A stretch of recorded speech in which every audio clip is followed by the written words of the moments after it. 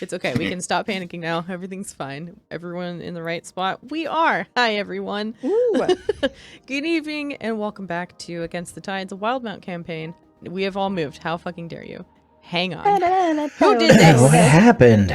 I don't know. Zoom did a These are freak not my pronouns. out. 1 second, y'all. Everyone just is cosplaying wait. as each other today. Are you sure? to be Who am I? Sarah? I don't have the window open. Who am I? No, leave it. We I'll should be totally Sarah. do that one week It's where we play Who each am other's I? characters. Ooh, that am could I? be fun.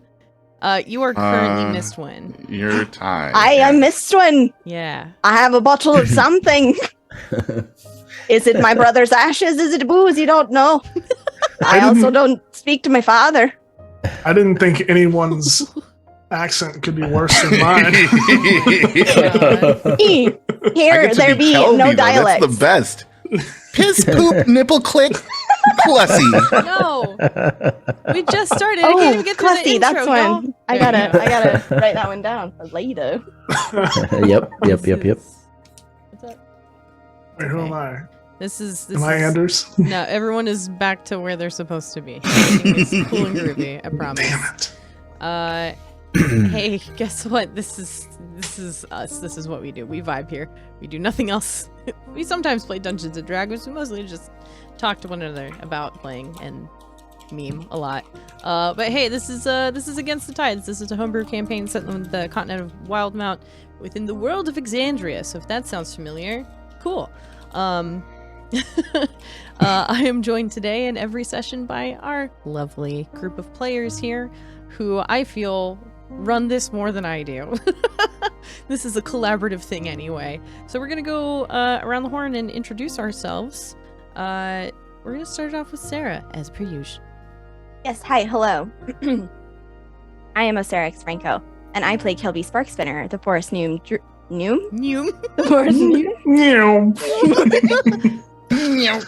The forest gnome druid bard.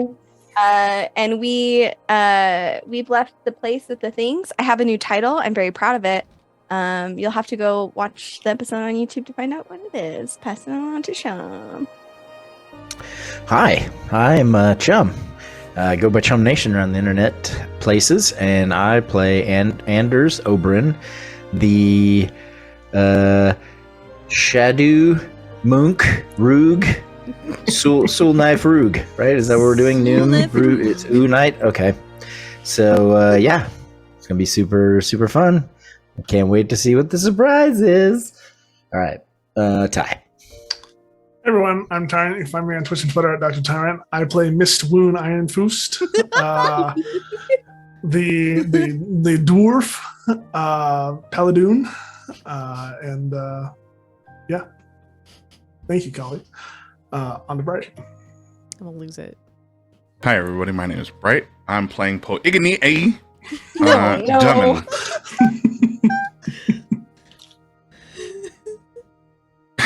Go for it, Ash. That's it? If That's you all you're dare. going to say? That's all I'm going to say for now. For now. Ooh, I fear interesting. that if I say more, I will give away too much. Okay. For I know things that Sarah does not. For the Bright first knows time the ever. fucking secret, and it's not okay. I know things. I know things. I know things you don't. I need to know all the secrets. The secrets. Oh, well, shall let me be tell you. revealed.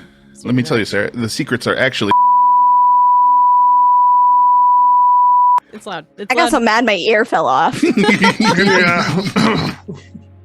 Oh, God. Oh. Okay, I guess I'll round out the Kelby has leprosy. No! It's canon! It's canon! It's canon! Kelby's a vampire. No! Get her! Oh shit. Cool. Okay. Cool. I love you guys. If it Very looks like good I'm here. exhausted or exacerbated by y'all, I'm just playing it up for the camera. I promise. This is the fucking greatest. Okay, I'll round up the introductions. Hey, what's up? I'm Ash, Shagabash, and Rabbit here on Twitch and all over the internet. I am the Dungan Mooster for today. I had to do it. Anyway, as per usual, I hate recaps. I don't like writing them because I try to pack too much in, and this is already going bad. I'm gonna shut up. So I think I think Sarah / Kelby Oh, is no, ready in no, her right. cool announcer voice to Oh. give us a good I gotta find the right page. Get ready to crack open a cold one with Kelby. Ooh, Oh, I like that. That's very good. That's very good. Is that our new segment title? Cracking Tim, open a Tim, cold Tim. one? I'm writing it down. Sure. Sure.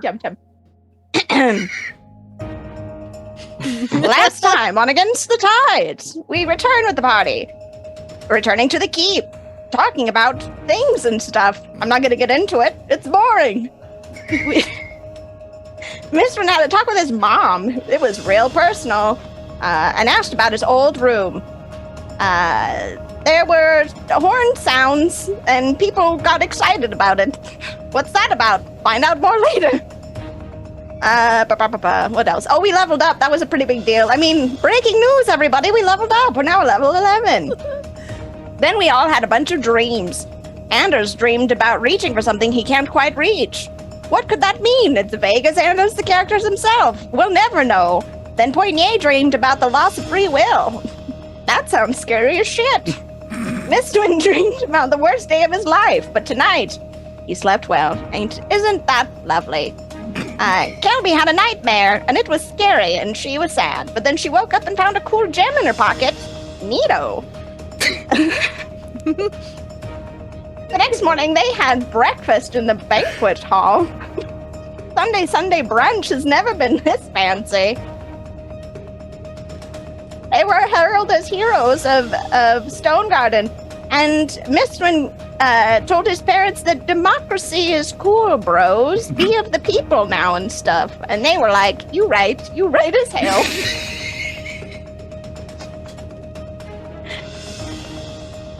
He then said I didn't want to be a prince no more. And so he didn't. The session ended with us doing a ritual, as Kelby felt more in tune with her spiritual side, and aligned her chakras to be able to do some cool, dope shit. We left the mountains, traveling through the mines. Mistrin resummoned Fergus and asked them if he was a Draco Lich. It is still unclear. We rejoin the party as they begin their long walk to the Lushgut Forest. Back to you, Dungeon Master. I'm sorry, it's Jungan Mooster. Hey, right? Can you play me in? Back to you, Dungan Mooster. Thank you. This is everything I've ever wanted in my entire life. I feel so very fulfilled. My skin is cleansed. My crops are watered. Everything is cool and groovy. So we find ourselves relatively close to the Lushgut Forest. Let's go ahead and bring you guys to the map here. In Wildemount map, this is probably a good one. Let's see. Yeah, let's bring y'all over here. Don't mess up with the music. Thank you, Roll20. Way to be. Everyone else can come watch with us if you'd like. You wanna check out a map? Sick. Hey, look, it's a map. Y'all are kind of in this general area right here. Just having gotten yourselves out of the mountains and have found your way over to the road this way. You know that ahead of you, you still have several days worth of travel in order to get to the forest itself. It is not as Last cool session- here. What's up? I just want to check. Last Yeah. session we established it was about a week. Is that accurate? Yeah, that's still accurate. You guys don't have like mounts or a cart or anything, so you are hoofing it via your own little footsies here. So it is going to be about a week before you guys arrive at like the border of what is actually known as the Lushgut Forest. There's like a forest that you would know, Kelby, that is like between the Lushgut and the Cyrios Mountains. But that's kind of its own thing. It's not entirely connected, so you'll be passing that essentially on your way there. It is noticeably warmer here. Even just, you know, getting down into the foothills and then down onto this road, it is not very cold anymore. Even though you know, based on the season that you're all in right now, it is still winter everywhere, but this is like the coastline, so it's still pretty warm. It's not hot by any means, but it is uncomfortable with wearing any winter gear that you might be having on your person rather.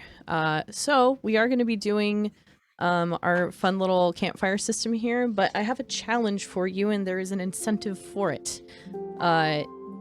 We're going to be expediting travel here, so it will take about 6 or 7 days to get there. We're not going to be doing 2 to 3 conflicts a day, try and resolve it for 7 whole days, because then it's going to be 6 episodes before we get there. And this whole arc has already been 9 episodes. So we're going to more all of it. Yeah, I don't see the problem. More Can you please direct episodes. me Okay. where the problem is? No. I live here now. This is my new home. Yeah, I live right here in this box right here. This 3x2 square. Yep. This is all I want. Any more ever. Excellent. Fantastic. Okay. So in order to do that, we're gonna do one major conflict that you are providing for the player further down the table from you, once each. If we can do this under an hour, you will get a prize. I will not reveal that prize until the end. So we have about an hour to get that done. So we're going to be starting off with Kelby creating a situation for Anders to resolve. I'm going to bring us back over to the old webcam stuff. As a reminder, this could be anything related to the skills that your fellow players have. You can get creative with it. You can make it as simple as you want. It can be narratively based on your characters, just the 2 of you. It can be a group thing, whatever you want to do, but it is with keeping in mind that the resolution is primarily coming from the next person down the line.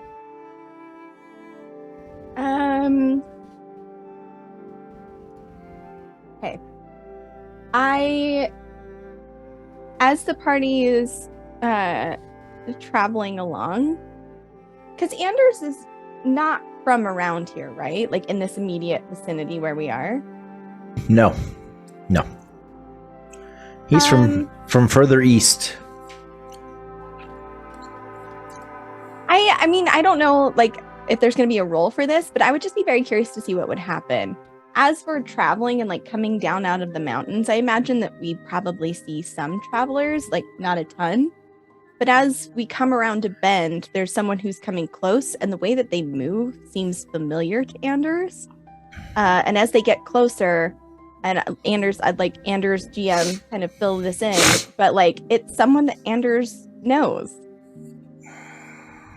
Traveling the other way. Ooh. Who is it? Who would it be? I don't know. I feel like I'm kind of passing the torch there, but I'd be really curious to see what an interaction like that would play out as. Okay.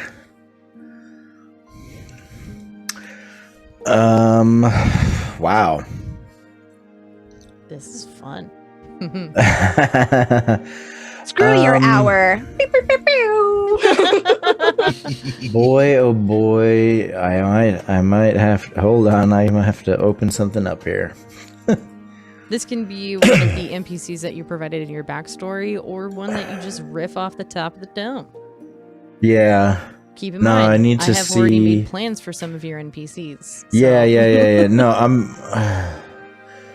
I just want to look at what, because all the NPCs that I gave you were from me, are from the other area. So, but I want to see where. Oh. Okay. And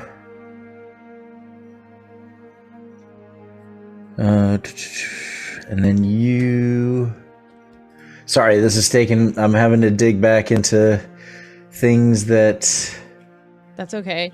This can narratively be played out as You see someone off in the distance, a silhouette that is immediately, you're just immediately on guard because you're like, I don't know that anyone actually travels this road, and even Kelby would know that this is more so for people that live in the area, and that's it. So seeing someone walking on this road going south is weird as hell. Yeah, so well, we're gonna have to come up with a name.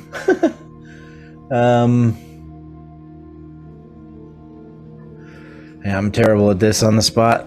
Sarah, his name is Boris. Oh, Boris. Excellent. Okay. So I'm here. Let me send you a DM real quick, Ash. Okay, can't give me a name and a prompt. That's all I need, BB.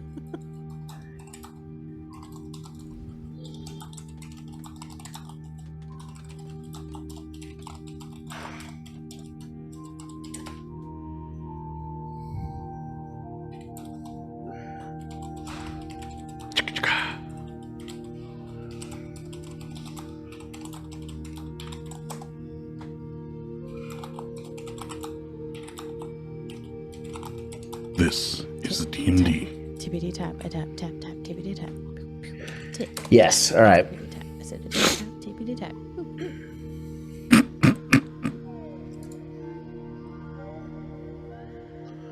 Oh, okay. Makes sense? Mhm.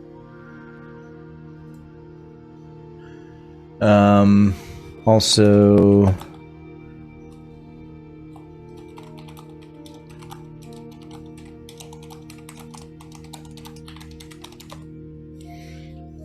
Got it.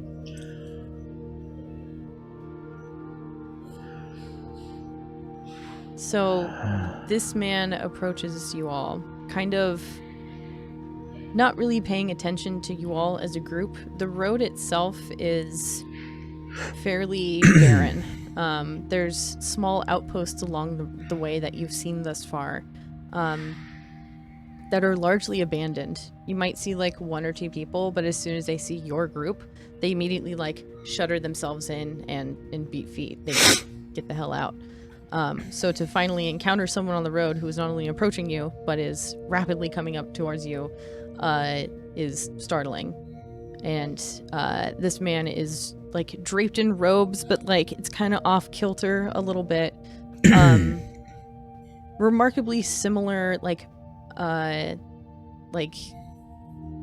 can't fucking words right now, but kind of the same clothing makeup that Anders is wearing. So relatively familiar looking, but he's taller, stockier, kind of a scraggly beard, which doesn't really look like someone who would be within your group at all. And goes to pass you all by and catches eyes specifically with you, Anders. Looks back down on the road, then does a double take and looks back up at you. Hey, I know you. Yes, I believe we have met before, long ago. Right. Years ago. Years ago. It would be years for you, yes. Many years. Many years. Okay. What are you doing here? Were you sent here? Were you sent here to find me? No, it is by chance we have met today. Chance doesn't happen anymore. You were sent here to find me, weren't you? No, I'm not sure now, but no, not specifically. But it is very odd that we should meet this way. Right. Well, Hey, Anders, who's your friend?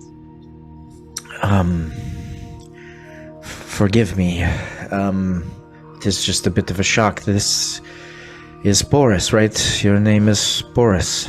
Right. Boris, yes. Anders, right? Yes, very good. That is correct. We met well, I mean, for me it was only a few years ago, but for Boris it would be more like 30 and a few, if you know what I mean. Confusing, but yes.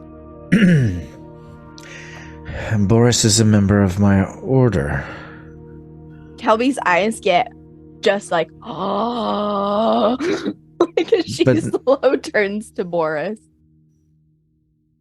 Boris, where are you going right now? Back to the monastery. Back. Are you sure? I think so. Think so? Is your monastery still whole? No. No. Mm-mm. No. So it is true then. We are consolidating. Consolidating? Yes. With whom? Everyone.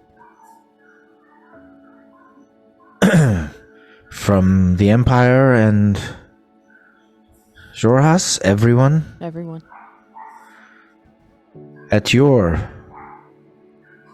home? My home. Maybe? Cyrios Mountain. We're on the Menagerie Coast, right? Yes. Okay, not much farther now. Not much farther. Yes. Yeah, we're trying to meet there. Everything else is... We're trying to meet there. Who told you to meet there? Just a note. Just got a note. It was just a note.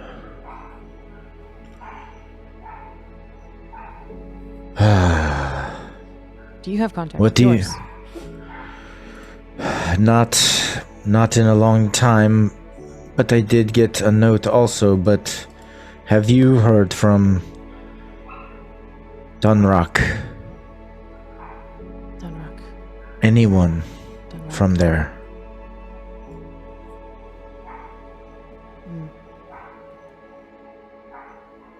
No. Not there. No. The message I received said do not go to Cyrios. Are you sure you must go there? Why would it say not to go there? My note said to go there. Why would it tell me to go there if you were told not to go there? I don't know. Things change so quickly in this place. Where have you come from? Why are you coming from this direction? Teldore. Coming from Teldore. Is it the same there? Yes. Everywhere. Same everywhere.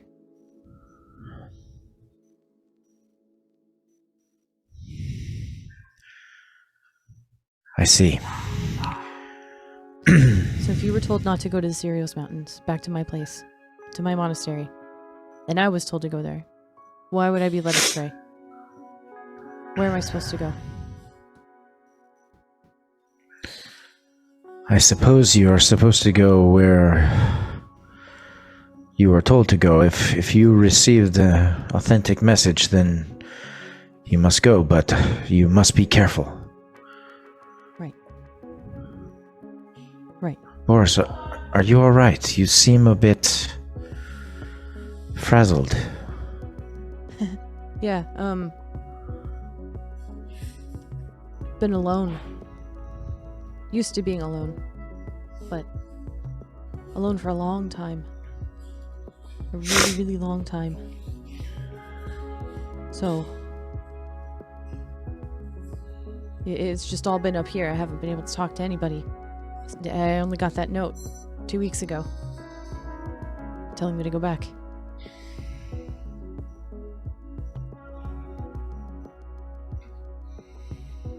Do I go? Where do I go? Boris, if I were you, I would head for the Empire and Dunrock. I would not go to Cyrios. Dunrock. Okay. Dunrock, yeah. You remember the way? Yeah. Yeah, I remember the way. Your little friend is still with you. And Marcel will poke his head out, and Anders will kind of nod in his direction. You will see tears well up in his eyes, and he will pull a necklace out from underneath his cloak that have a couple bird feathers attached to them. He didn't make it. He didn't make it. I see.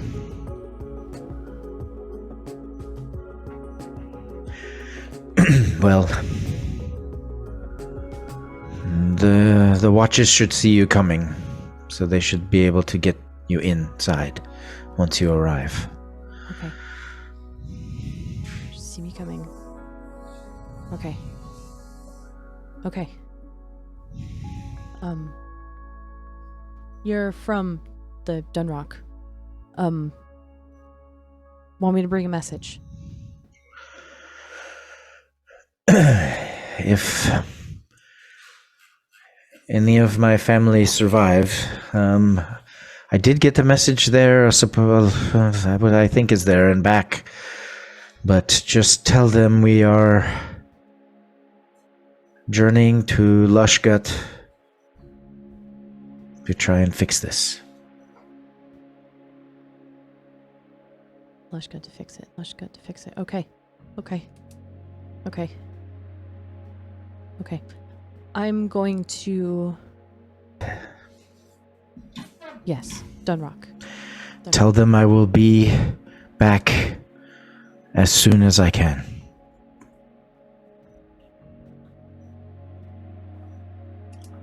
Back as soon as Tell them... Maybe I should write this down. It's okay. It's in here. Tell them the ruins of Shattengrad hold many truths.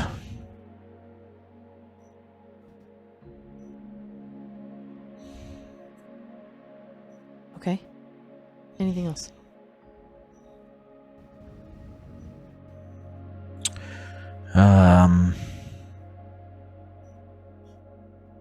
I don't think so. I think that is enough. Okay. Shattengrad truths.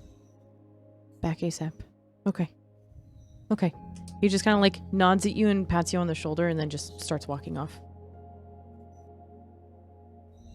You can just hear him mumbling to himself. Shattengrad truths. Back ASAP. Anders Oberyn. Dunrock. Just repeating it incessantly.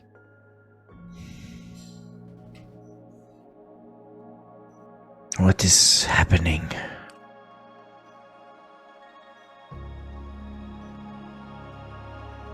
Hey, Anders? Yes, Kelby. What's a monastery?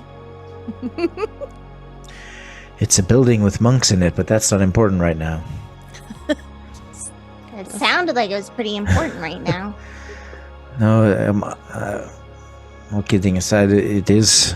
it is where we live and train and study and do our business.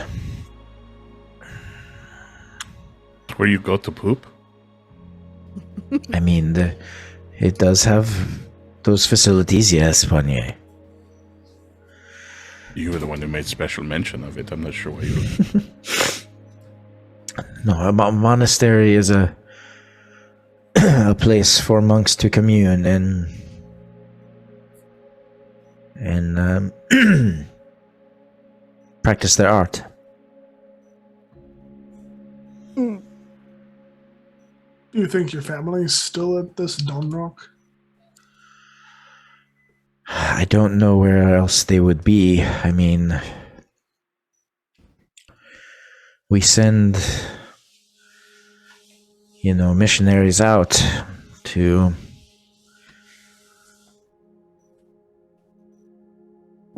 keep the balance. But if Boris is an indication of the state of things, It might explain why some things are so far out of balance. Well, after we get to the Lushgut and back to Shuttling Road, maybe our next adventure will take us out towards Stonewalk. I think I will be going there after. Yes, I must get back as soon as I can. We must finish this, but I must check in. Of course.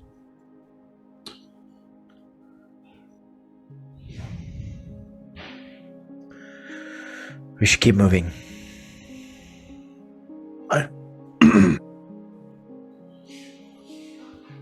Okay. Do you have other questions, Kelby? I'm not trying to stop that. We should just keep moving.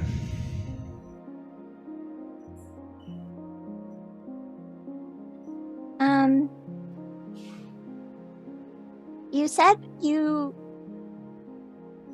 I know it's impolite to eavesdrop, but to be fair, I didn't really move to listen to the conversation. I was just happened to be kind of nearby. So, you mentioned that you had sent some messages. I sent a message, yes. That was to your family? Yeah, yes, back to my monastery, yes.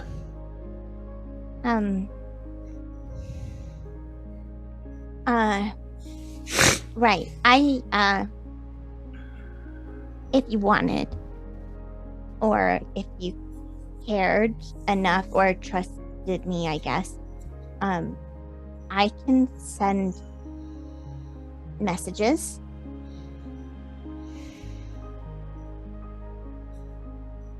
Can send messages. Just short ones. Don't get crazy. We can't talk any manifestos or anything. I mean, Like I just learned. They just taught me how. But you can send messages to anyone, even someone you have not met before. well, it's not really clear. But I mean, I guess I'm kind of technically met Boris, right? I'm sure. I don't know if I want to send Boris a message. I just spoke to him. Yeah, but maybe when they get home to this monastery with their arts. How do you send these messages? Oh, you remember that ritual that we Do did? you have like a bird or something? Or I just barely started. I just learned how. It's kind of hard to explain. It's kind of like, you ever just kind of sing a song to yourself? No. I'm Really? not much of a singer. Queenie, Miss Ring, you ever just sing a song to yourself? No. Sometimes. Yeah, so and like sometimes like you think it in your head and you like it makes you feel better. Sure. It's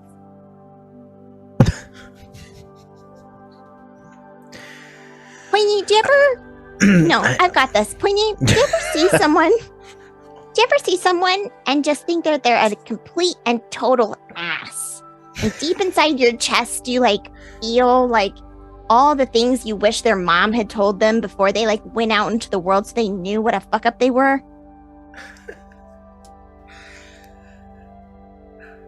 I can only imagine. Ooh, I know what that feels like. And he looks at Poignet. It's kind of like that.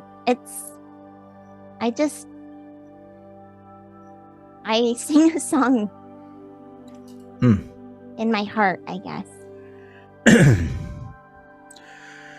Well, we should definitely check in with Boris in a couple of days to see how he is doing, for sure. Okay. Thank you, Kelby.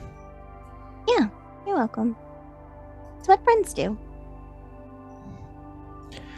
Indeed.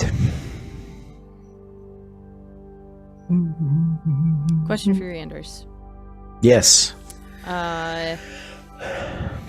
If I recall, Nikolai wouldn't have let you guys leave without you maintaining the amulet that you found at the ruins of Draconia, right? Pretty sure. Yes. Okay. And you were in possession of that? I believe so. Fuck had it. Anders had it. I didn't think we kept it, though. No, I thought they took it away from me when we got there. No, I still have the amulet. No? They inspected it. They gave it back. Okay. Mhm. Okay. I will add it in my equipment then. Mm-hmm. Nikolai would have explained that you need them to find the others. Oh, that's right. Yeah, no, he did. Yeah. All right.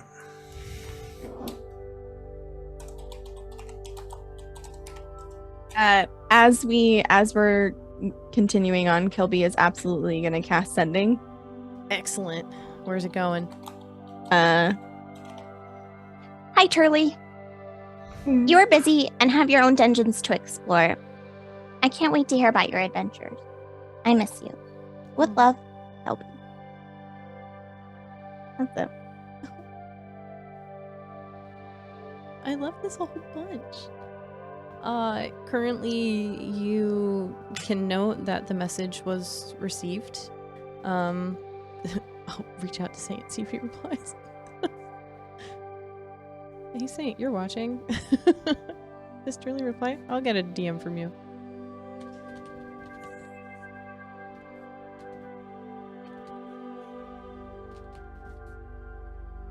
Cute. I love these. Okay. The next in the turn order is Anders creating a situation for Mistwind.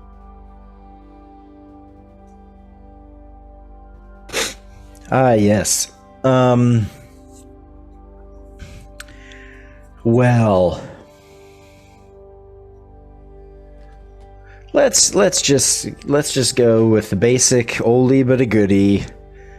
There's a rock slide in front of us, and we need to figure out how to get through it.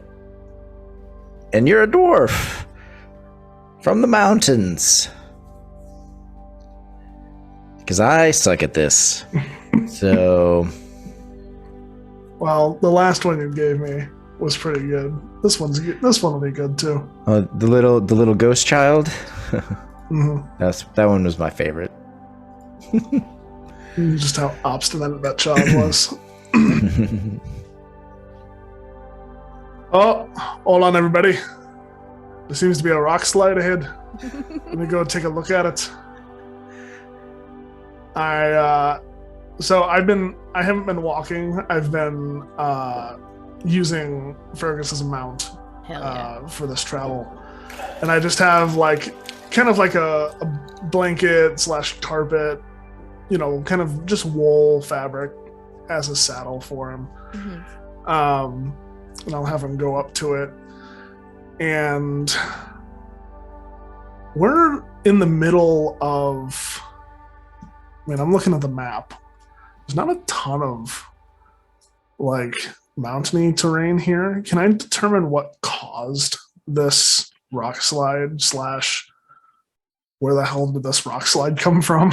Yeah, and hey, that's the fun part about this campfire system is that you literally dictate what the hell happens. So this could be a hill that's particularly tall that locals call a mountain that absolutely isn't, or maybe someone was working on construction in the area and hacked up a boulder to get through, to build a road. I don't know, whatever you want it to be. Okay, smash cut, perfect. Yes. We are traveling, if you're looking at the map, we are traveling, kind of this direction, so we might run into these foothills, Fair, and there's also at some point these here too that we can go off of. Yeah. Yeah, I'm going to take a look at it, and there's like this big hill with a switchback path that kind of goes up the hill to our left, and taking a look at the stone and rock in front of us, it looks a little too refined. And I look up on the hill, and I think there's just like a little bit of a remaining foundation left. I look back down. Huh. Looks like this was a tower. Must have fallen down. Wonder what would have. Keep your eyes peeled. I don't know if it was weather, decay, or whatever, but if something knocked this down, that's going to be a big something. Let me go check out the tower. And I'll go up the hill,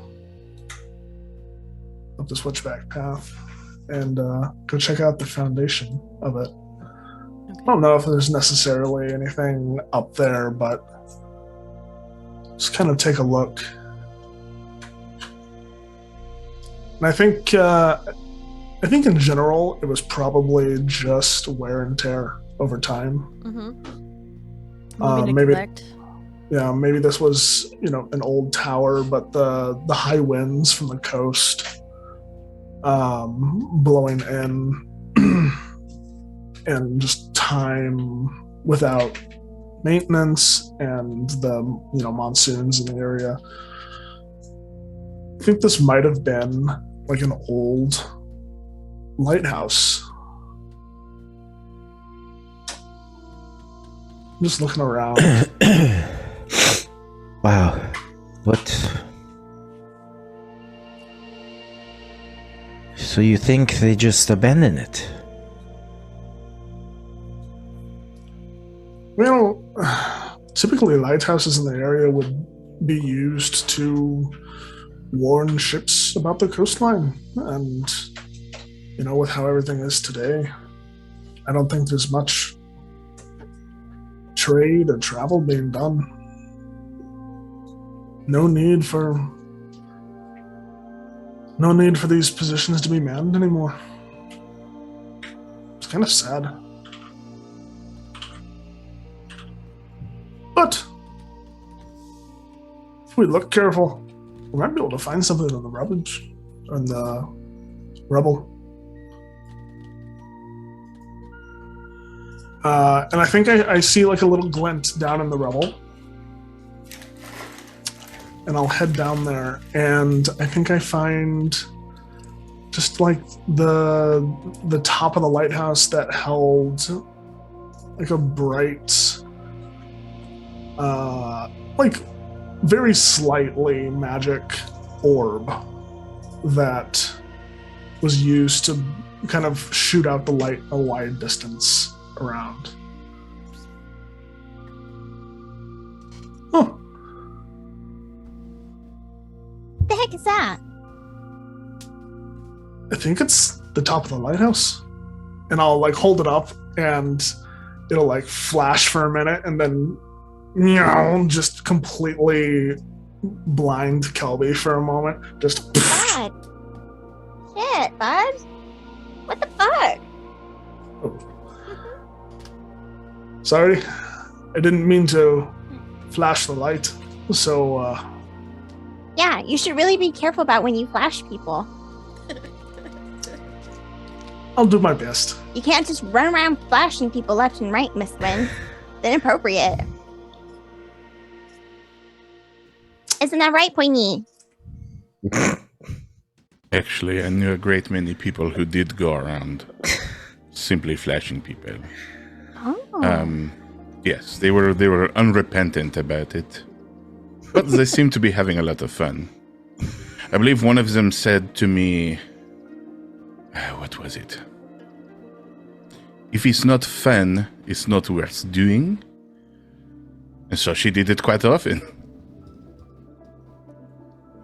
What was her name? I did not say it was a her. It's crazy that you... That's fair, but you use she, her I mean, pronouns you did just now. say their name was Haras. Harass. Haras. Hot ass. Spelled H-A-R-A-S. Yes, H-A-R-A-S. Oh, okay. Interesting. They sound wonderful. Jorhassian. I'd get a beer with them. Very fun loving. I feel like you two would have a sounds lot in like. common.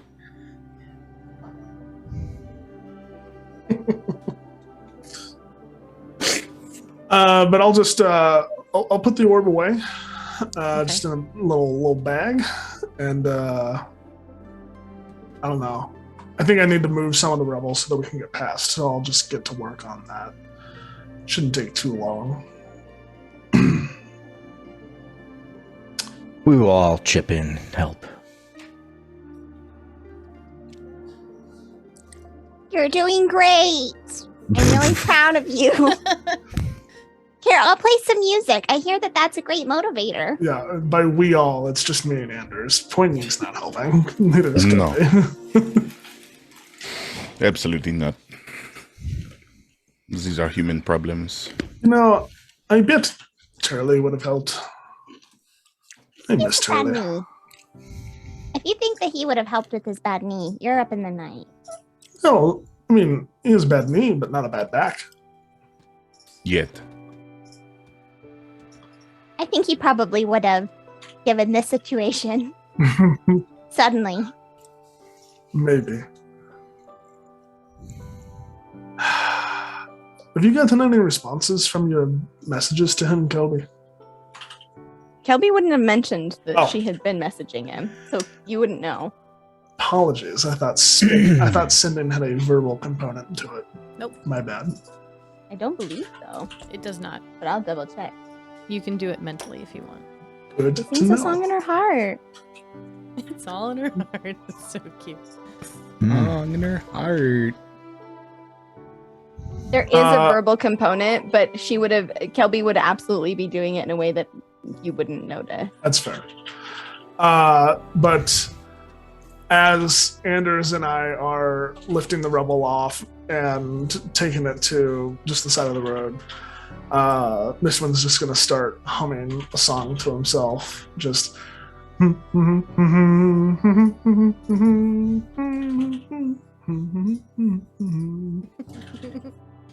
Makes the work go a little faster.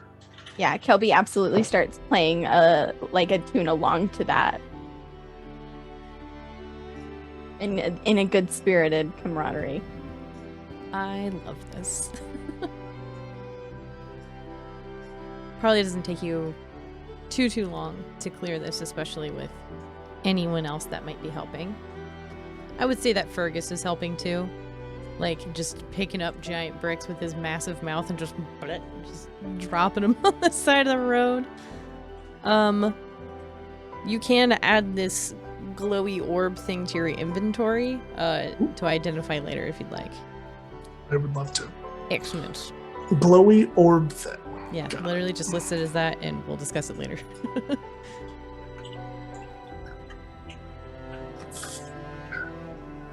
But yeah, you have successfully cleared the path and can move on.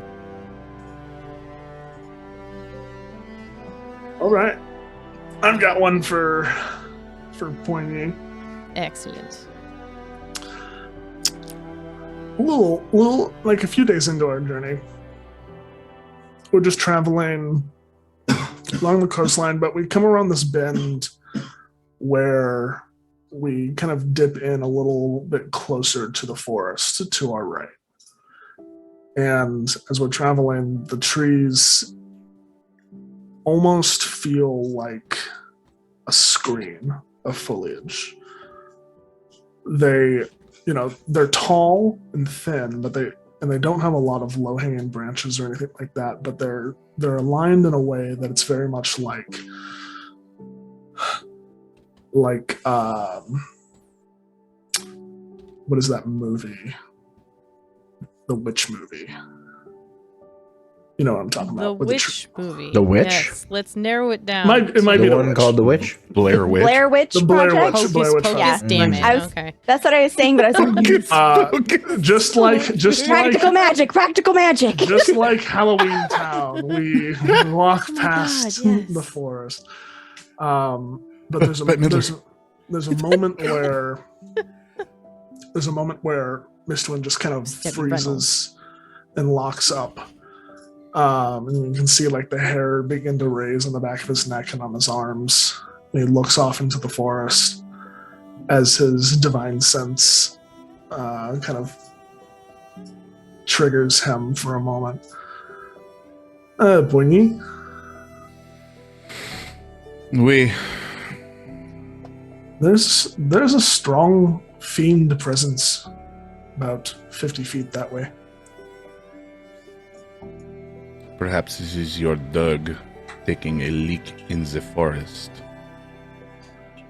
Well, considering my dog is celestial in nature, I doubt it.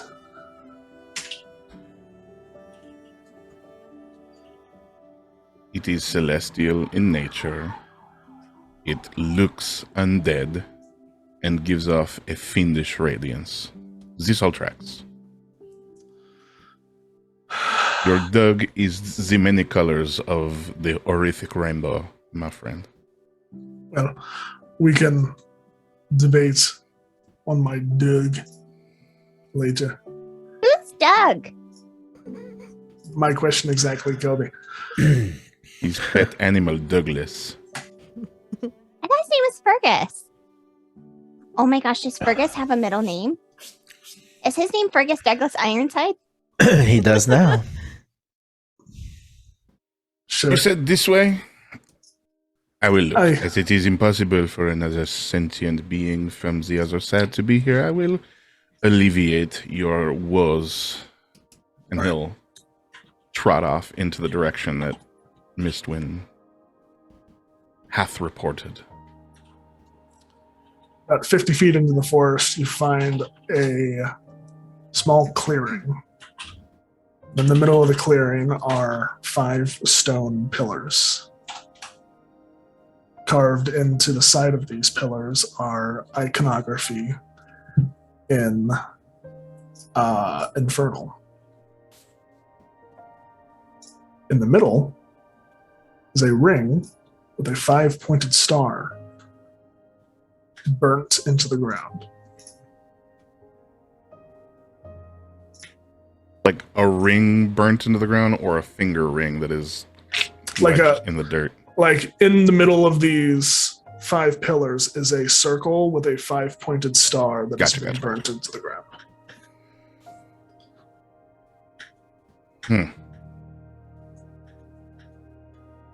They'll walk around, kind of touch the stone, smell. All sulfur.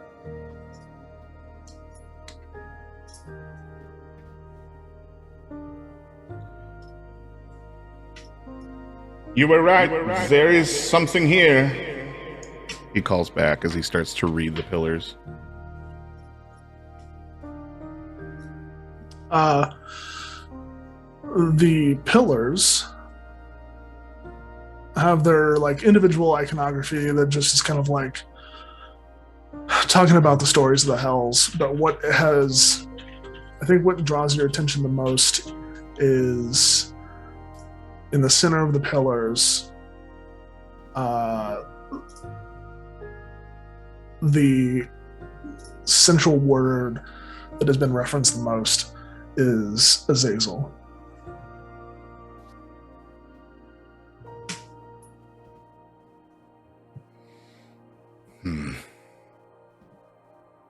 Very peculiar. He'll stand in the center of the circle and kind of like spin around slow. Kind of take it all in.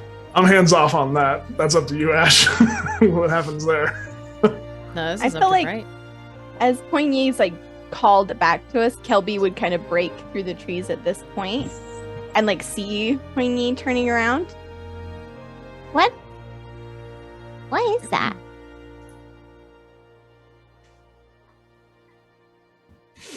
It appears to be a summoning circle. A summoning circle for what? They are calling a being beyond this one's capability and power. The pillars are a good touch, but the circle is rudimentary and mispronounced. They are calling a greater being. Like you?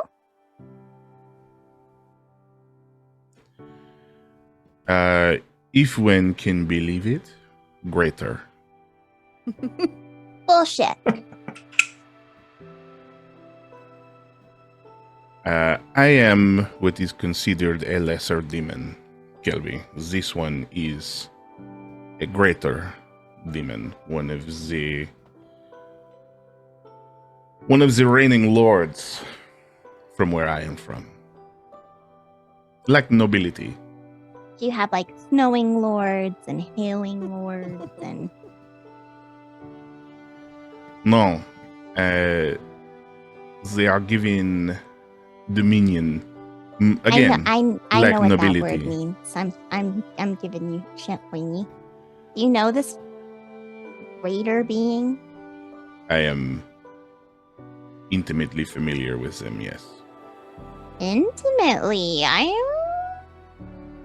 Queenie. Sleeping with the boss? She's gonna like elbow nudge. They are my creator.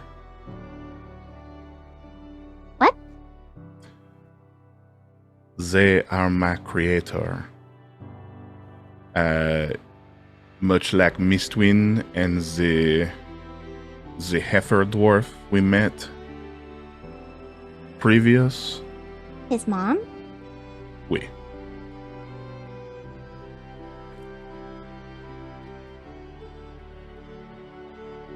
So it's kind of like your mom? Sort of. Yeah.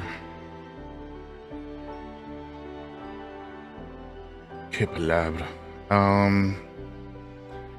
I do not know the word that you have for it, but they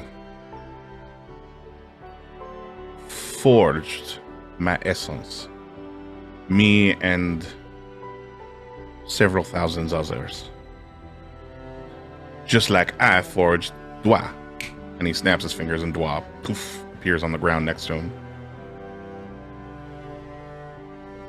Like forged like a weapon? More like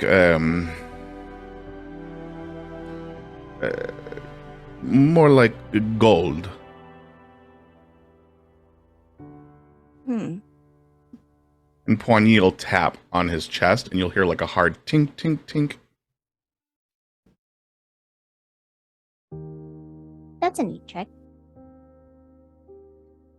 It's not the trick, and just tapping on this, and he'll pull the shirt aside, and he reveals, in like a very black colored iron, with cog spokes around the edge, is a large iron wheel, embedded into the skin of his chest, right over where his heart would be.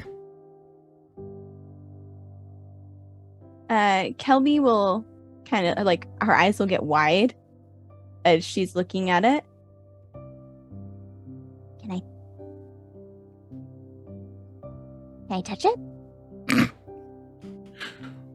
It does not bite. She's very short, so Poigny's gonna have to like lean down. Yeah, Poigny kneels to one knee. Okay, perfect. And Kelby's gonna like very hesitantly like touch it. Does It's it hurt? hot. No, but it is hot. It's like putting your finger on a recently used frying pan. It's not like singeing, but you can feel that there's a definite heat there. If you were to grip it with your hand, it would probably burn your skin, but you can feel that there's a warmth that comes from it. And as you get closer, you notice that the lines running in the flesh that spray outward from the coin are like these deep black lines that kind of crack through the skin as if he were made out of like old clay.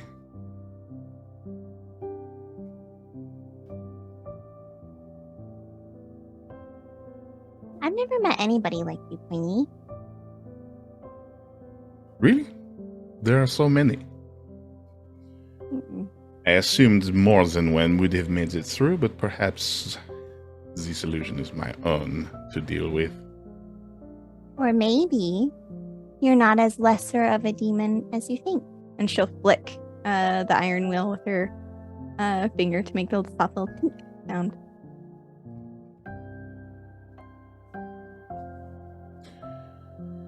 Whoever built this circle, however, tried to summon one of the lords. I believe the third ring. Do you have to worry about it, do you think? No. This is a pedant cultist's attempt at magic. They trifled with things they did not understand.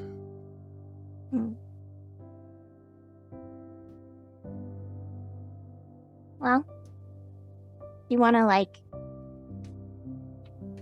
leave a message for your mom or something? In the off chance someone who can handle it comes back?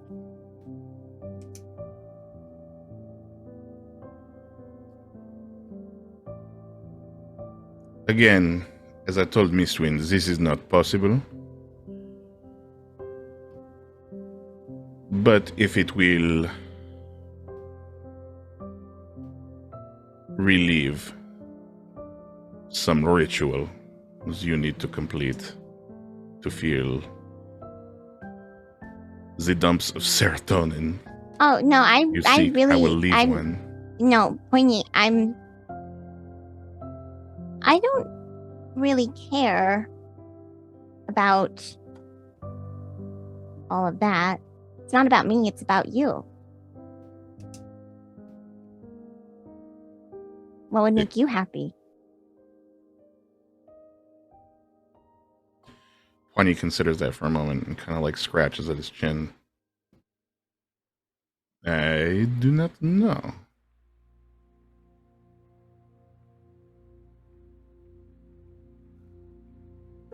I suppose the vandalism could make me feel a little better. Kelby grins. Just like a big, like wolfish grin. And holds her finger out like it's like a little gun. And is going to minor illusion on the end to make it look like paint is dripping from her finger. A little vandalism? I was thinking of something a little more permanent. He picks up Dwa by his tail. And Dwa wraps his arms around Poigny's hand, kind of like a handshake. And he pulls the tail clean off of Dwa as Dwa transforms into a little hammer and chisel. The chisel still remaining with the little scorpioid tail that Dwa has. And he runs up to one of the stone pillars and just etches in some infernal lettering real quick. I will correct the spell so that if this idiot decides to come back, it will function as intended. Not that he will have the magic wherewithal to complete the spell. It requires a lot of power. Even I do not possess this. However, if he finds perhaps 40 or 50 more people to sacrifice, it may work. We shall find out when he uses it. And I will leave a little note for my mum. For my mum. Kind of scrunches his nose at the taste of the word mom. But he corrects the magic in the etching and then leaves a note.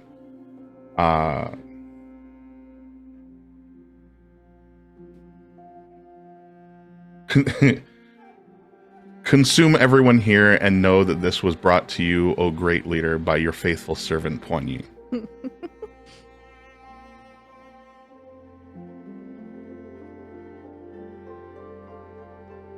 Excellent. I love this so much. You also would have been able to tell that this summoning circle was like really horribly done. But done with a lot of gumption. Someone was very desperate in their attempt here. But yeah, you leave your note behind and you all continue down the road. That leaves Poignet creating a conflict for Kelby.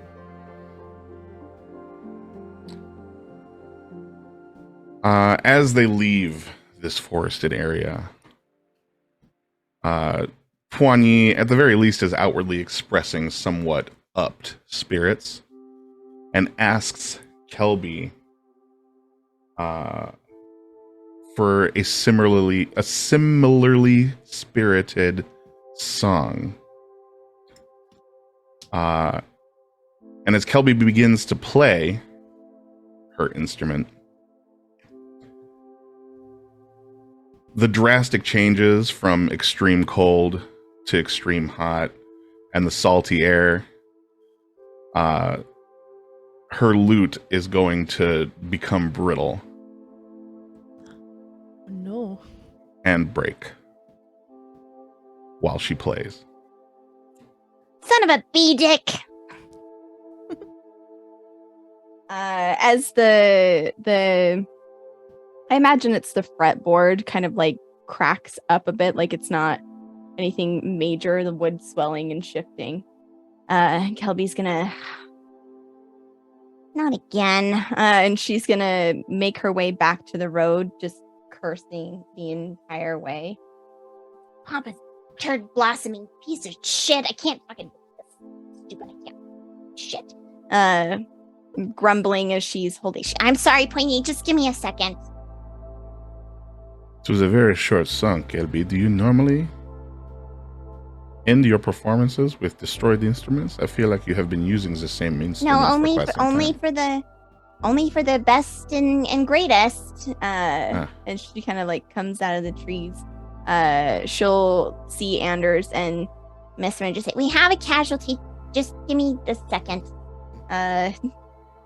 What, did Poigny die? No. But he did talk to his mom, kind of. I don't know. Oh shit. Anderson's Mr. to like look at each other in terror. Yeah, Kelby can't be bothered. She's gonna go ahead and sit her butt down on the road once they're back with everybody and kind of look to try and assess the extent of the damage. Kind of muttering to herself. She'll... Listen, I know that it's really important that we keep going, but if I don't take care of this now, it might get to a point where I can't fix it. So is it okay if we just sit here for a while? Hey. Oui. Yes, of course. Okay, It's great. getting dark anyway. Might as well. Cool. Thank you. And she's going to she'll unstring the lute, and it will be with like clearly Kelby has done this countless times. She's not even having to look. Like, she reaches into her pack and just immediately procures herself a toolkit to help unwind the strings. She wipes them each down with a cloth, muttering to herself, kind of avoiding looking at the damaged instrument, till eventually she gets there and she goes, All right, my little lady, what's going on? she will pick it up and like hold it up to the fading like sunlight breaking through the trees, trying to see what it is. And then she'll hold it kind of to her forehead and start whispering in Druidic to it. And anyone who's paying close enough attention, it will look as if the wood is like the varnish on the lute is worn from just constant use. And where this is broken, it will like kind of shine underneath the varnish with a glow as she mutters in Druidic. The instrument still pressed to her forehead, almost as if she's saying a little prayer, and the wood will kind of like swell and glow for a second before returning back as Kelby is casting mending to mend the fretboard of the instrument. And after that brief little ceremony, she'll stop and kind of like nervously open an eye to make sure it worked, like kind of pulling it away from her face and go, oh, Okay, all right. That's still fine. Cool. and she'll go now the major concern resolve with great care. She will go through cleaning the instrument, like retouching up different areas of it, making sure that the frets are level, and just start, like, as everyone sets up camp around her as if she's in her own world, as she tends to her lute. Love it. Kelby, you ever considered using metal strings? Why would I do that? I don't know. There was one time this bard came to Stone Garden and he had this lute, I guess. Mm-hmm. And he had metal strings on it. And I guess the lute was enchanted in some way that it like amplified the sound, and it sounded crazy. Like, Was he as good as I am? oh no, he was just very loud. Very loud. I don't see the point in just being loud. Anyone can be loud. Crying babies are loud, and they're terrible. That's true.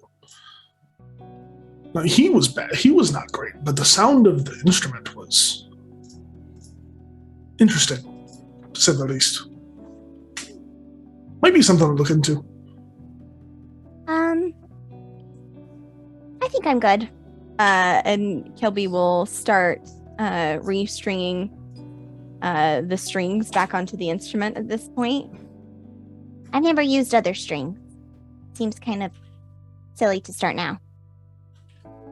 You've always had these strings? Or just like these types of strings? No, these strings. Oh. Wow. I guess if they snap, you can just fix them, right? Yeah. I've always been kind of nervous that they wouldn't fix, but it seems like I have enough of a knack for it. And there's still songs in them, so I'll play them till there aren't. How many songs do you think you have played? Oh gosh. I don't really keep track. I imagine that if it's important, someone's keeping count, but it's not me.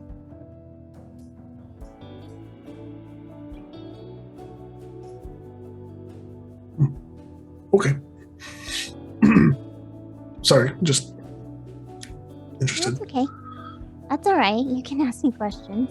Not very many people ask questions about the lute. They just yell things at you like, "Can you play Freebird?" What the fuck is Freebird? I don't know what that means. I don't know, but it sounds epic. You should make a song. You should make a Freebird song. Sounds long. Tedious. Yeah, I'm good. I don't really do requests. Except for people I like. And if there was one that you guys liked, I would play, I guess. But I don't really have interests. The people who yell that at me as I'm doing a show, like, you know, pouring my heart and soul out and showing them actual art, they're always really drunk. And they have bad teeth. And I'm not really interested in catering to those people.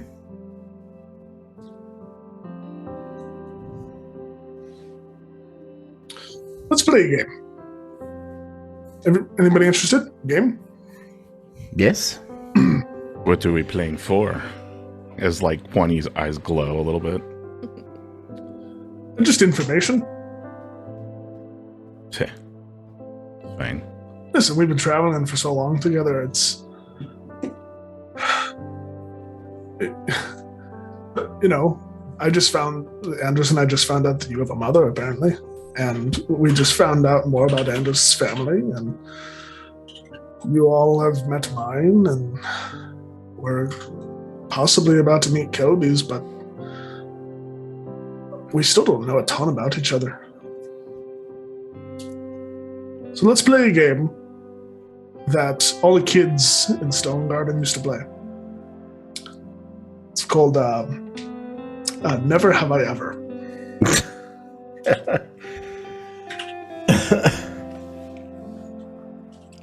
It goes like this. Thought you were going to say that they played soccer with a stone and used their foreheads to put the ball into the goal or something like that. No, the sport of choice is rugby.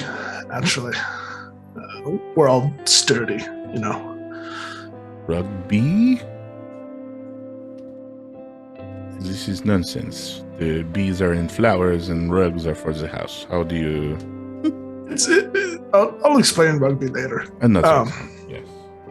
But this is how the game goes. I'll say something that I've never done, and if you guys have, you drink. Drink what? Fresh out of alcohol in my pack. Almost forgot. One last thing that I picked up while I was home. I picked up more firebrand. Let me get it. It pulls out this like side satchel that has all of these individual like test tube looking shooters in them, about like 40 or so in this pouch. And he picks 4 out and he hands them out amongst everybody. Okay, let's see.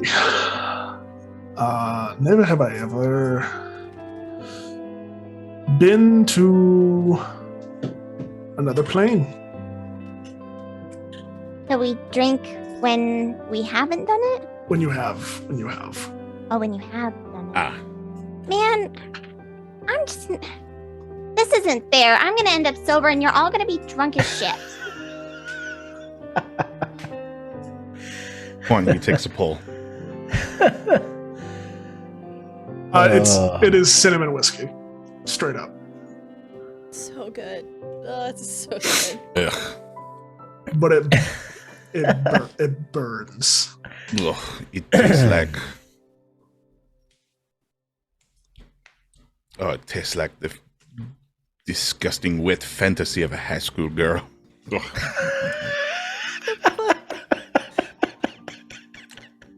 I don't know what that is.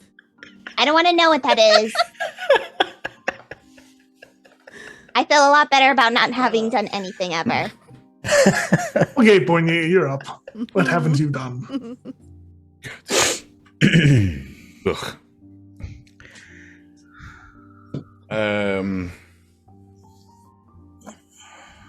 Oh god, you people drink this. You people. Yes, you humans. You bipedal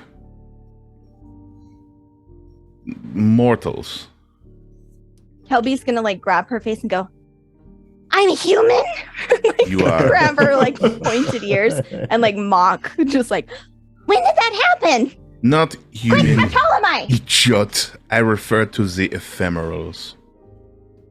Oh. Hurry, play the game, play the game.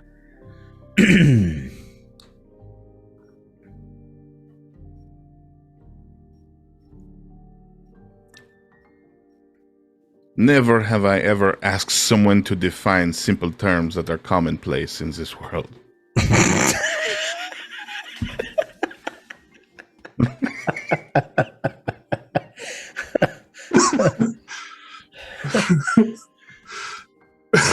Oh god, it is bad. Oh It gets better. Don't worry. Oh, why is Soon- it burning like that? Soon you will not be able to taste it at all. Ah, That's when I, it gets fun. I hope so. Gosh. So it's my turn? Please.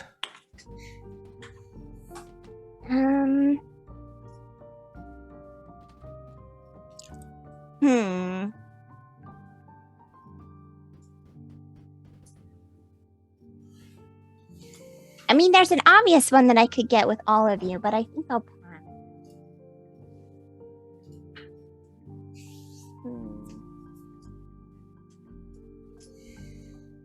Never have I ever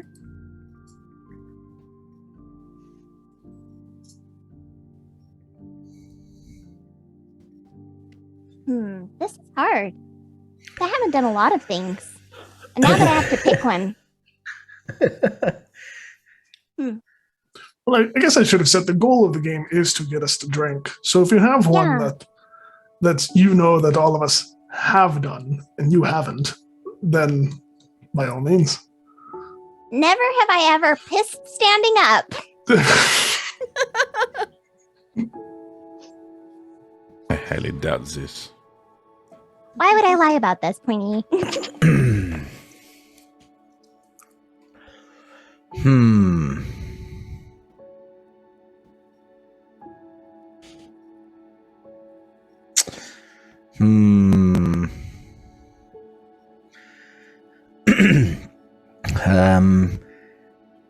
Never have I ever used a step stool to reach a sink. Oh, fuck you.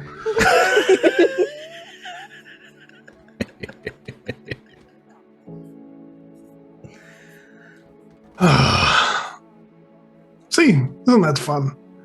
Get to rib each other, drink a little bit, laugh.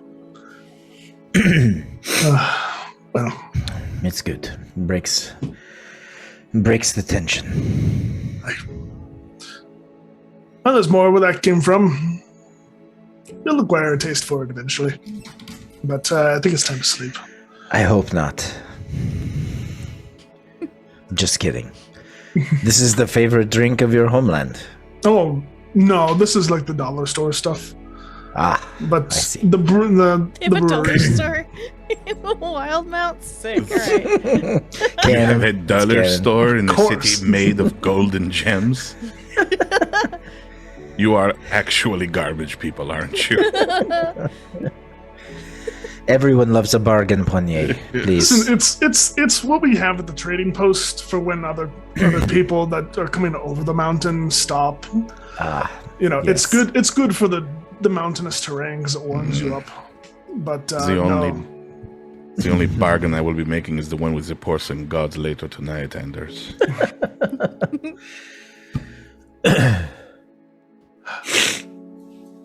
next time we're in Stone Garden, Yeah.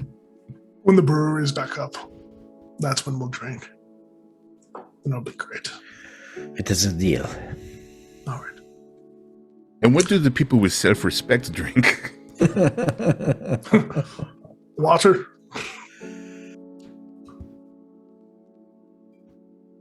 Your people continue to baffle me, Mistwin. Well, someday I hope to learn about your people. I doubt this very much, but it is kind of you to say so. Perhaps, and I'm not saying I hope so. I'm not saying I don't. But perhaps someday you will get to know this. People of mine. Not people. Un-people. Well, I look forward to that day. We will see. Good night, everybody. Good night. Bon nuit. Very good.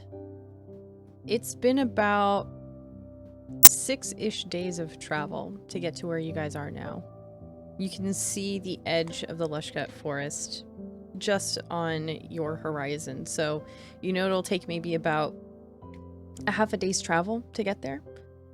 It was definitely too far for you to make for the remainder of the day, what with it being dark out now at this point. So you found a nice campground to settle in for the night. Does anyone like a dream about anything in particular? If not, that's okay. Mine's can be straightforward. Kelby will be back to dream as usual. Her sitting on the end of a stage, a line of people coming up and whispering stories, songs to her. Play Freebird! Yelling, play Freebird. And then it will end as her looking up to the door to see a dark figure standing there, a silhouette that she recognizes. And then she'll wake up. Okay. I'm going to dream about new dream, one that I haven't had in a long time, but just of the days that I spent traveling through the jungles of Marquette. And coming across a compound in the jungle that I've been looking for a while, and anticipation mounting, but nothing seems to come from it, as the more I move towards it, the further away it gets. Interesting that you say that, because Anders dreams that he's rounding the corner up the path to the Dunrock Mountains Monastery, and it's that scene with the long lens where the thing kind of he just can't make it to the gates. It's just keeps moving away from him.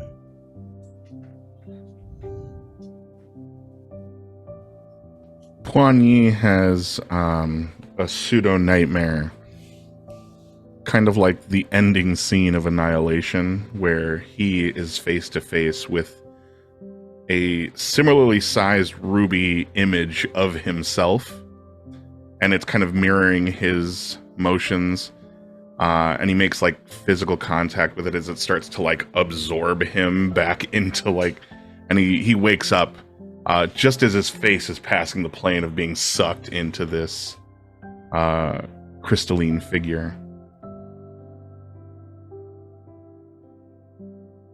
Good reference. It's a great movie. Trippy, but good. Okay. Yeah, y'all have these dreams, some of them causing a bit of a stir in your sleep, making it hard to, stay in dreamland or REM sleep. And eventually, all having a nice long rest, assuming you all would have had watches and stuff throughout all this too. But early the next morning, just as the sun is peeking over the Cyrios Mountains, you all wake to what feels like an earthquake. It is a light rumble. It's uncomfortable and unsettling, especially to those who might not have experienced something like this before. I don't know that many of you have. Maybe Anders and Mistwind having lived in mountain ranges. This might be completely new to Kelby and Poignet, but it rustles all of you out of your sleep at the same time. And as you all, gather your bearings and try to figure out what the hell is going on, the earthquake ceases and stops. The ground now completely still. Nothing else really seems to be out of sorts, except for on the road behind you, you see a strange silhouette, kind of a weird hulking figure that's really difficult. Stop it, Ty. The faces, I can't. It's a strange hulking figure that's really difficult to discern at first. It's casting a weird shadow from the eastern side. And the closer it gets, the easier it is to figure out what it is, but even then it's still deeply confusing. It is a figure on a horse, on a massive horse. One would assume it to be some sort of a draft horse. It's like got like massive kind of furry tufts along its legs down to its hooves. Its head kind of braying from side to side very slowly. And then the figure on top of it, equally confusing in stature, has a massive straw hat, is completely adorned in colorful and bright flowery leis around their neck. And as you see them approach you, you see them take a swig from a flask that looks to be a bit of a coral color. Kind of wipes their mouth with their other arm, and they kind of tuck it back, and you see them grab onto their staff that's been at their side and look up at you all and, hey everybody, we're gonna take our break here. We'll be right back for our prize. Hang in there everybody, we'll see you in a minute. Okay, bye.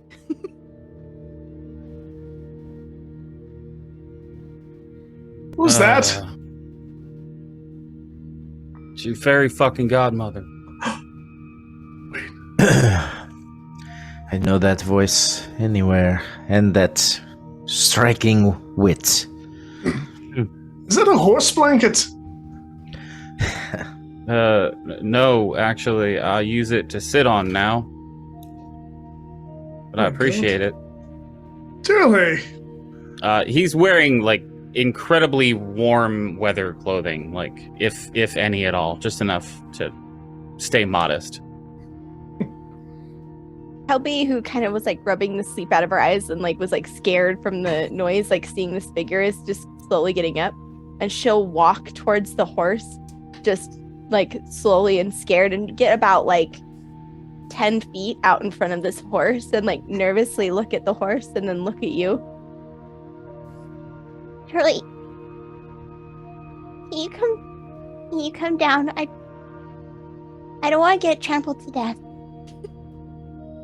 I From appreciate behind it. Kelby, you hear Christopher Reeves, and he casts command Oh my fucking on God. on Turley. I want him to fly. You know I can't fly, right? And what's the thing to resist it? Wisdom. Christopher Reeves. Fuck, man. Listen, first roll back was a nat 20.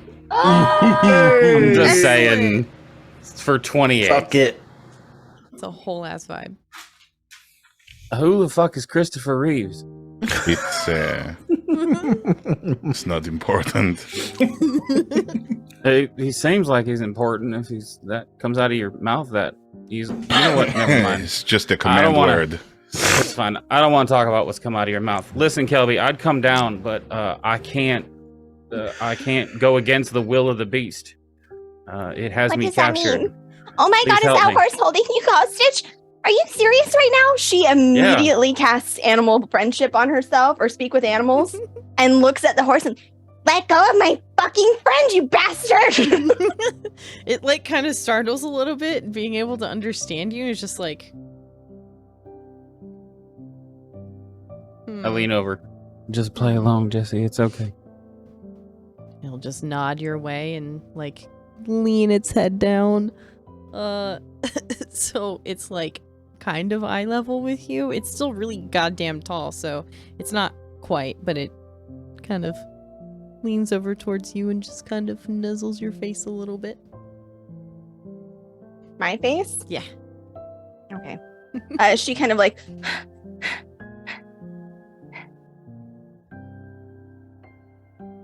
Okay. Alright. I get it, it's a joke. Okay. Haha, very funny. Can you please come down now? Yeah, Turley goes to get off of the horse, and it is not easy, nor is it a swift process. It seems like his leg is a little bit more, it's bothering him a little bit more, and it is a giant horse. It has to be to carry all 500 pounds of him. So He's like struggling like a little kid trying to get on a pony. It's probably what it looks like in reverse.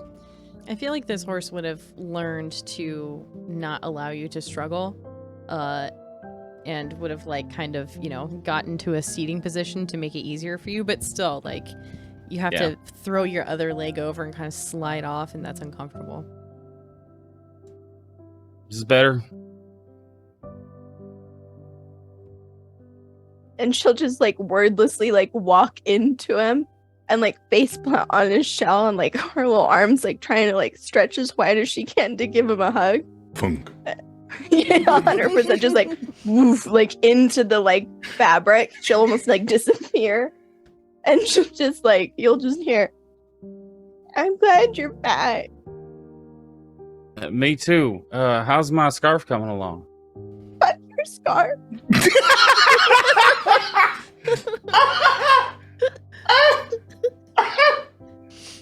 She'll like kind of like pop her head out and look up at you.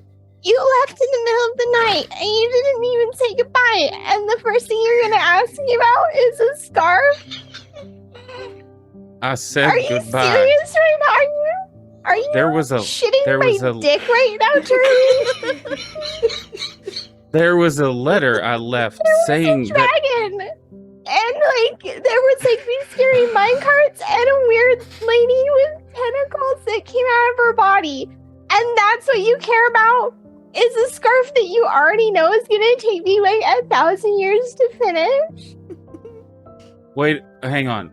And looks up at everyone else. When did Kelby start writing stories instead of songs?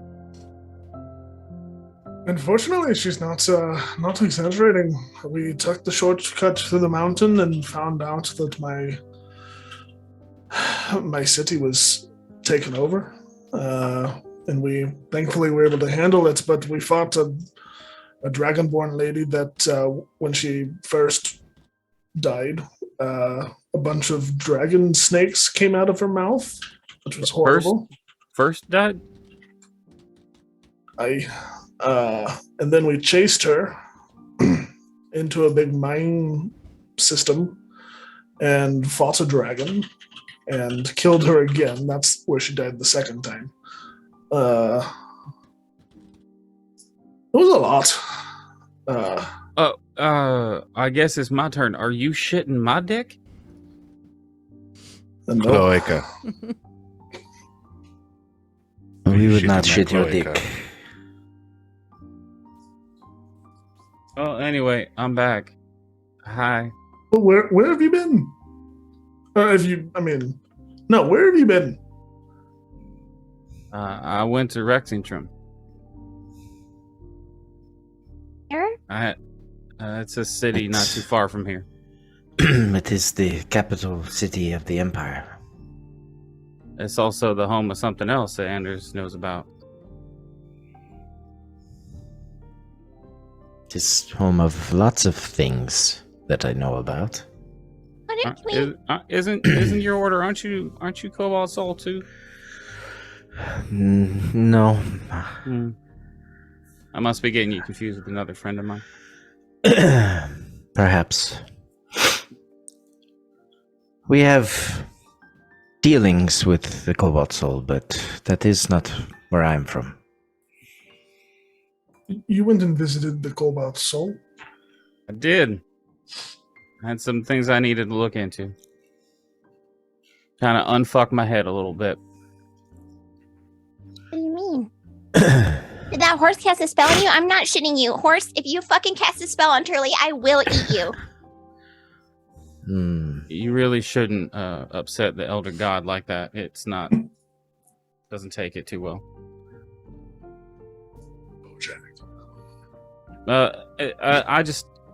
I had some things that were on my mind, and they'd been on my mind for a while, and I was not dealing with them in a healthy manner, and it was starting to affect my everyday living with y'all, and I was starting to see things, and I was starting to have funny thoughts, so I just needed to go and get some answers and figure some things out, and I don't know, take a break from being part of the reason y'all are here. Did you get it figured out? Some. There was a lot I couldn't get figured out, but I did get some figured out. Well, then I'm glad you went. What did you figure out? Well, I wasn't the only one from my old group that got swept up in all this. Apparently they came with us too, though some of them don't remember, some of them do remember, and some of them remember sometimes. From the start of when Turley starts his response to Poigny's question, he would like to cast Thaumaturgy to raise the pitch of his voice higher and higher and higher, until at the very end of his sentence, he almost sounds like Alvin from Alvin and the Chipmunks. There's just a helium leak nearby.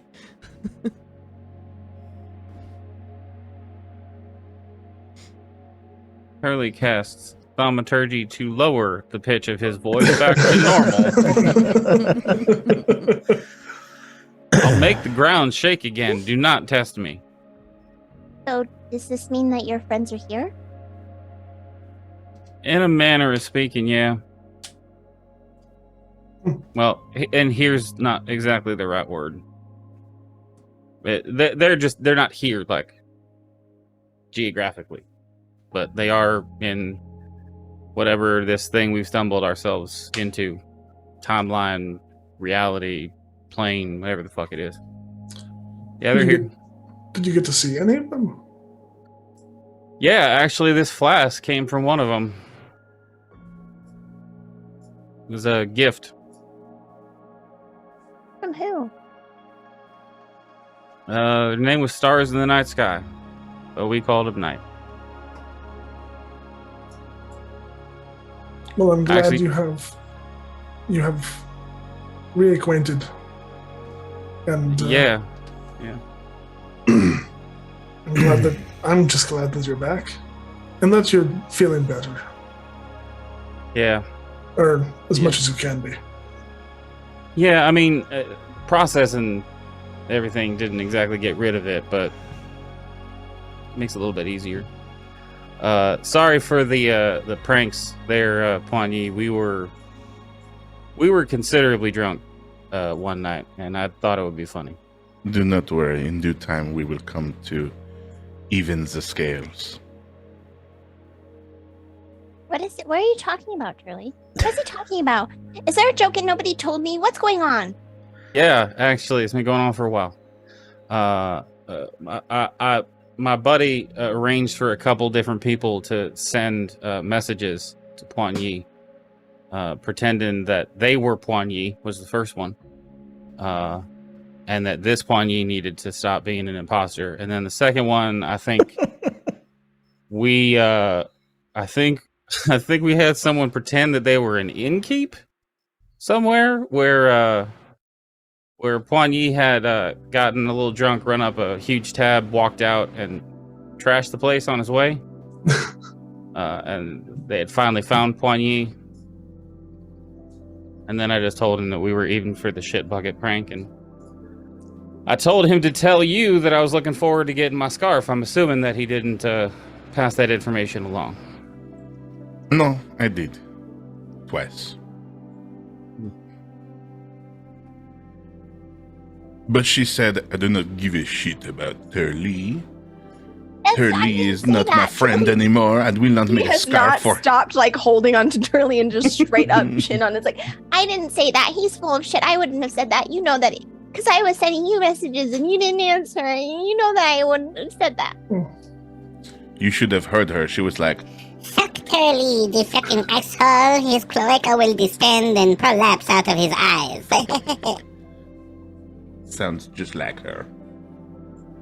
Actually, pretty uncanny impersonation.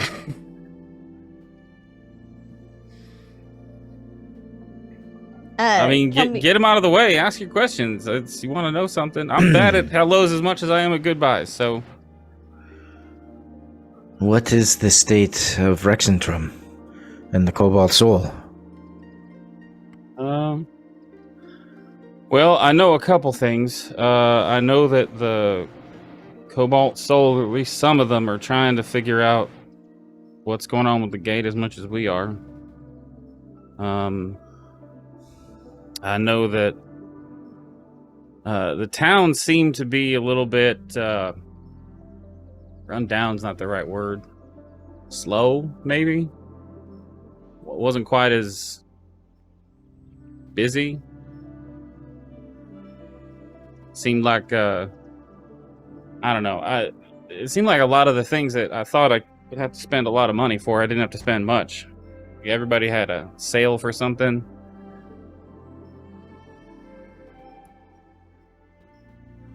GM, if there's anything else I would have noticed that is relevant to this, please help. Considerably less people than you would have thought.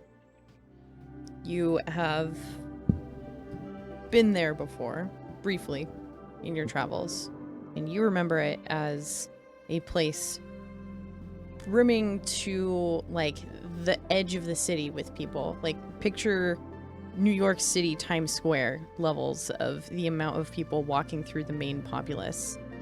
And this was like, you know, Disneyland at closing time. Like, there's no one there.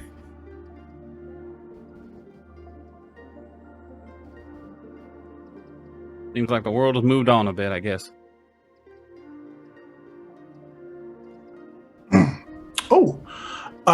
Certainly. Actually, I have something for you before I forget.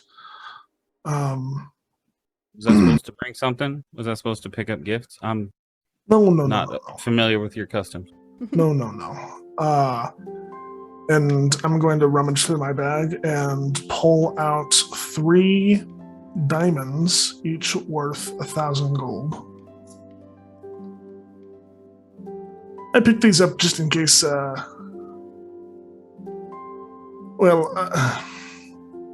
I've been trying to keep the group in tip-top shape, but it's not as easy without you here. Only so much I can do, too. Come on. You didn't need me before I left. I don't remember the last time I cast a healing spell. Quan Yi leans into Anders. I'm unfamiliar with mortal customs, but does this mean that they are engaged now? The second that I see Quan Yi move, I'm taking the dimes out of his hand, by the way. Now they are. Congratulations! But just in case, because Boku happiness for you both. I have some more that I'm gonna keep for myself, but just in case something really bad happens, those will help you. Yeah. I kind of lean in and guard so that if Quan Yi can read lips, they're not looking. You know that each one of these are worth 1,000, right? Yeah. I know some of your spells take a lot of resources, so. Yeah, I'm just wondering if I use this to try that, is the whole thing gonna go away or just half of it? Do I need to break this in half? Yeah, you don't know either, right? It's a conundrum. Out of character, is Raised Dead only 500? Or oh shit, is it like true resurrection that's 1,000 gold? Yeah. Right. Yeah, Raised Dead is 500. Revivify is the lowest one, right? Yeah, it's 300.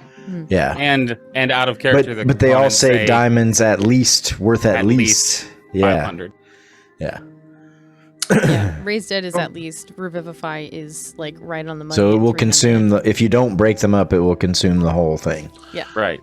I'm assuming you should probably break it up. Yeah, but then here's my problem. What if I'm wrong, right? And it's not exact. And like, one diamond's worth like 501 and the other's worth 499. Anders Will is the proficient smaller with jeweler's tools, by the way. I don't know that I'd know that. So You like, wouldn't. but if I break it and it's wrong, and then I try to use it, then we're fucked. Shit. I mean, maybe in some possible way in the Lushgut Forest we'll find a master jeweler. There's probably fuck. I should have broken them up when I was still in Stone Garden. I'm sorry, Charlie. We might. Hey, I'm sorry. What? We might find the master jeweler. Oh. Actually, that's a good question. Where the fuck are you going? Because like I've only been able to tell where you were this whole time, and I've kind of been guessing at how to get ahead of you. We are going to the Lushgut Forest, just there on the horizon. Shirley looks at Kelby. And we're all okay with this plan? We have to be, right? I mean, I would be a hypocrite if I questioned someone else facing their past.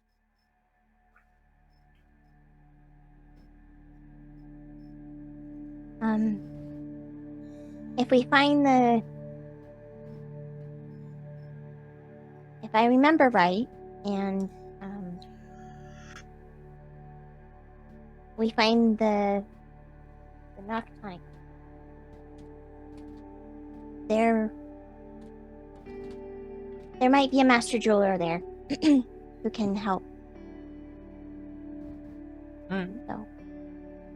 I mean, listen, I appreciate the gift. Regardless, I wasn't trying to look a gift dwarf in the mouth.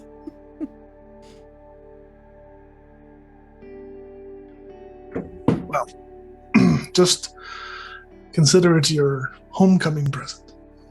Oh, thanks. I got you a swig from this flask. Here, hand it to you. Just take it, swish it around. Seems like it's almost full. And I'll take a drink of it. What's in Out there? of character, it's a bowl of plenty. Oh. This is amazing. Where do you get this? Wait.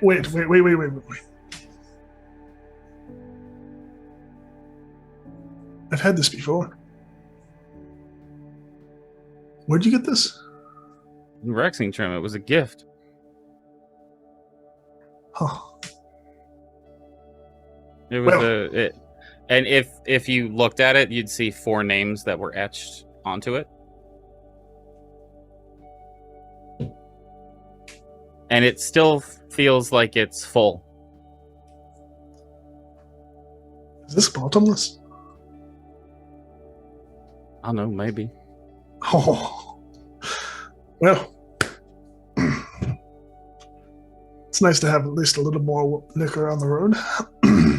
Yeah, I've tried your stuff and I needed to get my own. So, are we setting off True. on a journey? Or are we going to just sit around here ogling each other and holding on to clothes and legs and stuff? You mentioned gifts, and Pointy reaches into his pocket and pulls out a cube. Did you try to open it? I did. I was unable to solve the riddle, and he underhand tosses it to you.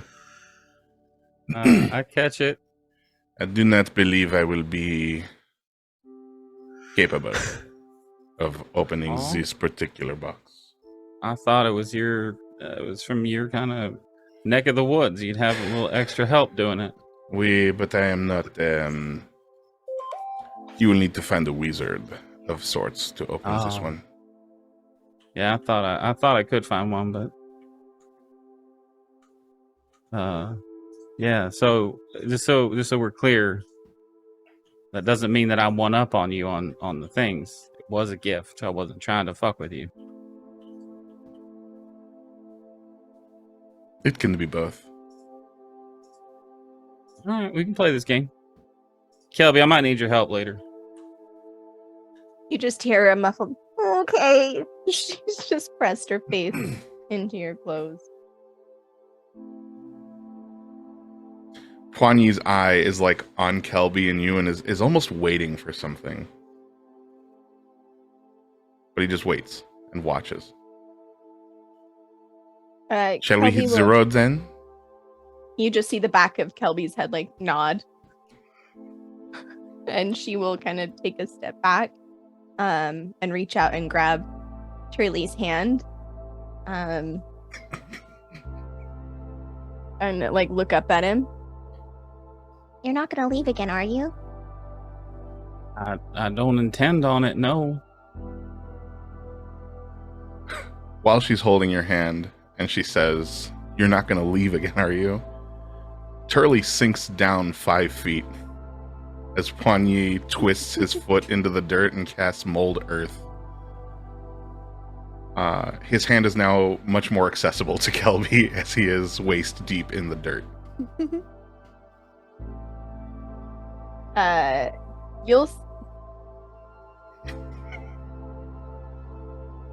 I don't know how Kelby would respond to this. I think she would be terrified. There would be the initial fear, and I think she'd scream. I think she'd scream thinking the earth was swallowing up Turley and that this was a nightmare. She would scream and at the top of her lungs, Turley, without realizing it, use a wild shape and turn into a bear and try to pull Turley out of the ground. Turley just explode into a bear.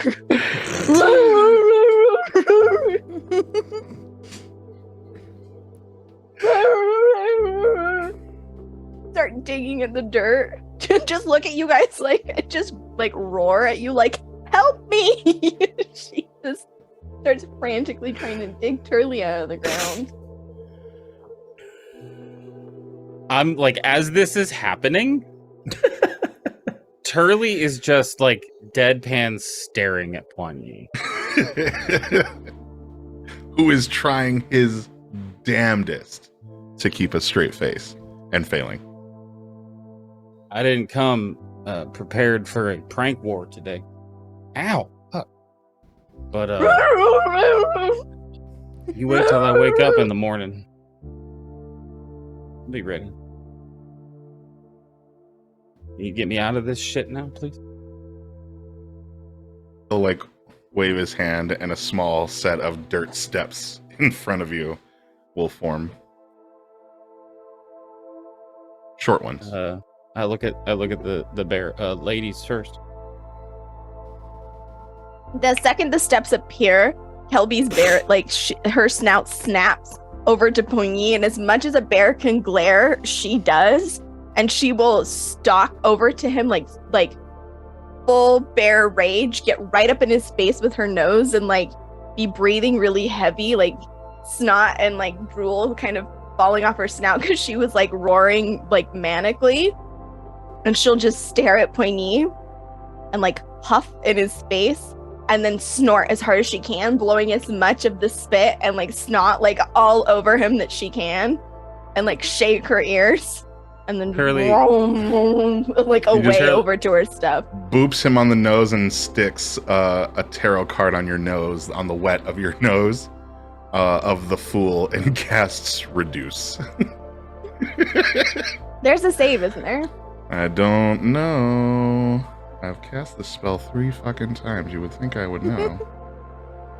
It's a con save. While you're rolling, Turley is walking over, sauntering while this exchange is going on, to go right next to you, Poigny, to stare at the bear. If it goes off, you have a D12 too, don't forget. I mean, I'm pretty sure I saved. I'm actually going to say, for the sake of the bit, she doesn't resist. We'll just go ahead and let the Reduce hit. So as we're staring at the reduced bear in front of us, I will put my hand on Ponya's shoulder and cast Spare the Dying. You might need that.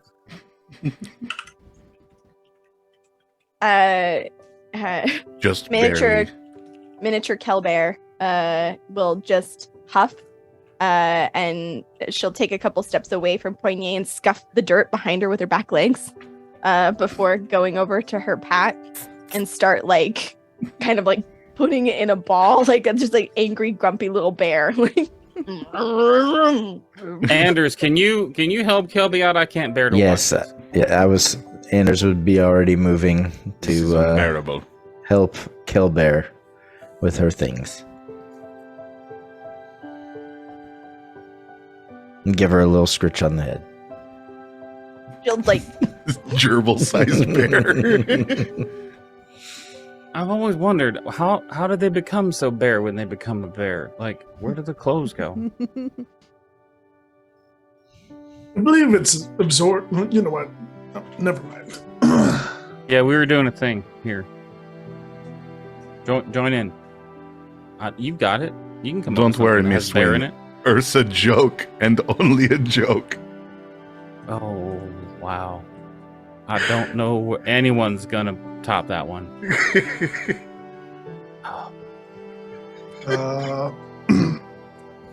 Let's get on the road because I simply cannot bear this anymore. I'm gonna let that one slide. Thank you. There's I a new appreciate it. version of the one I said. It's Listen, I'm glad you're back, Charlie. Pointy doesn't laugh at my jokes, and frankly, it's slightly demeaning. Yeah, you're funny. Best one leaves. But look, I enjoy your humor. It makes me chuckle. I'm gone. I'm in the forest. Wait, come back. Please. I was gonna make espresso.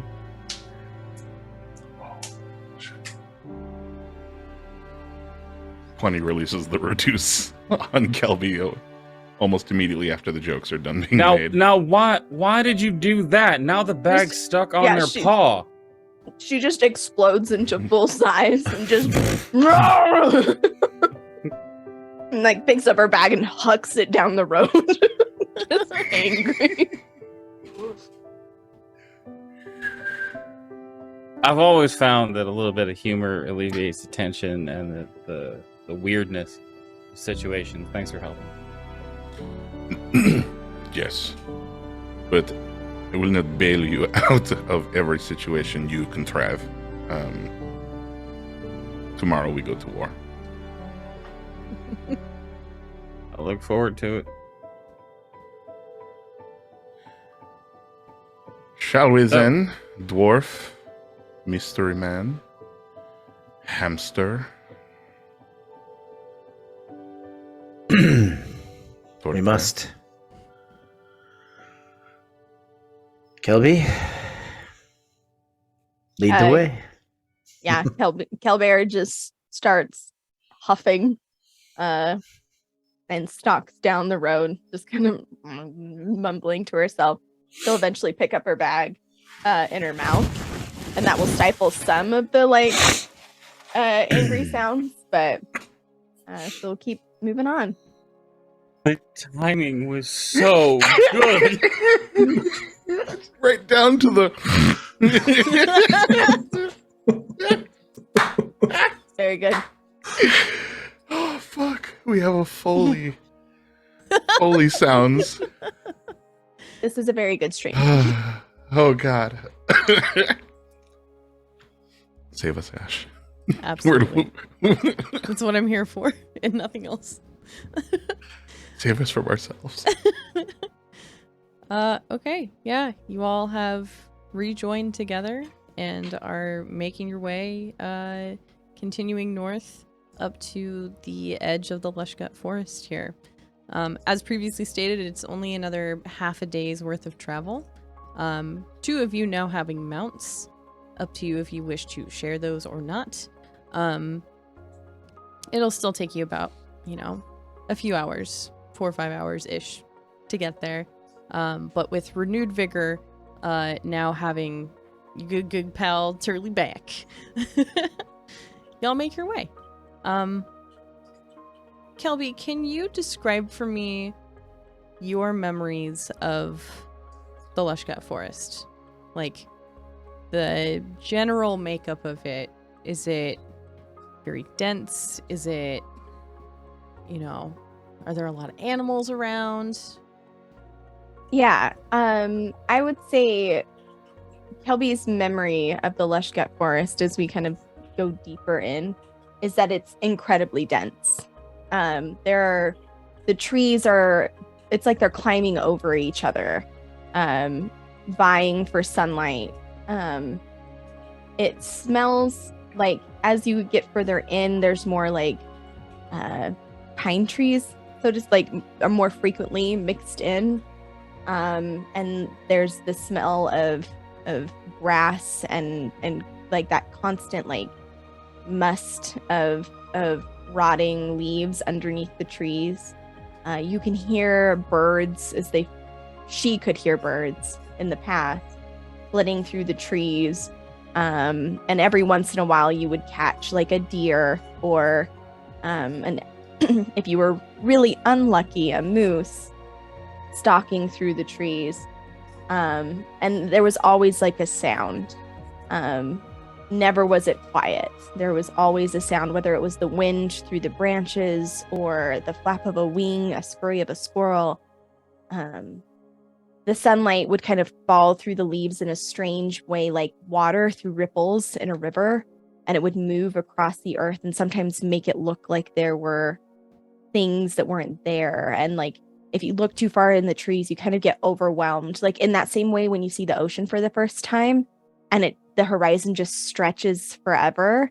It's this strange feeling of like, do these trees go forever? And like, what is in the dark? But there's like a mystery and an excitement about it at the same time. The ground is soft.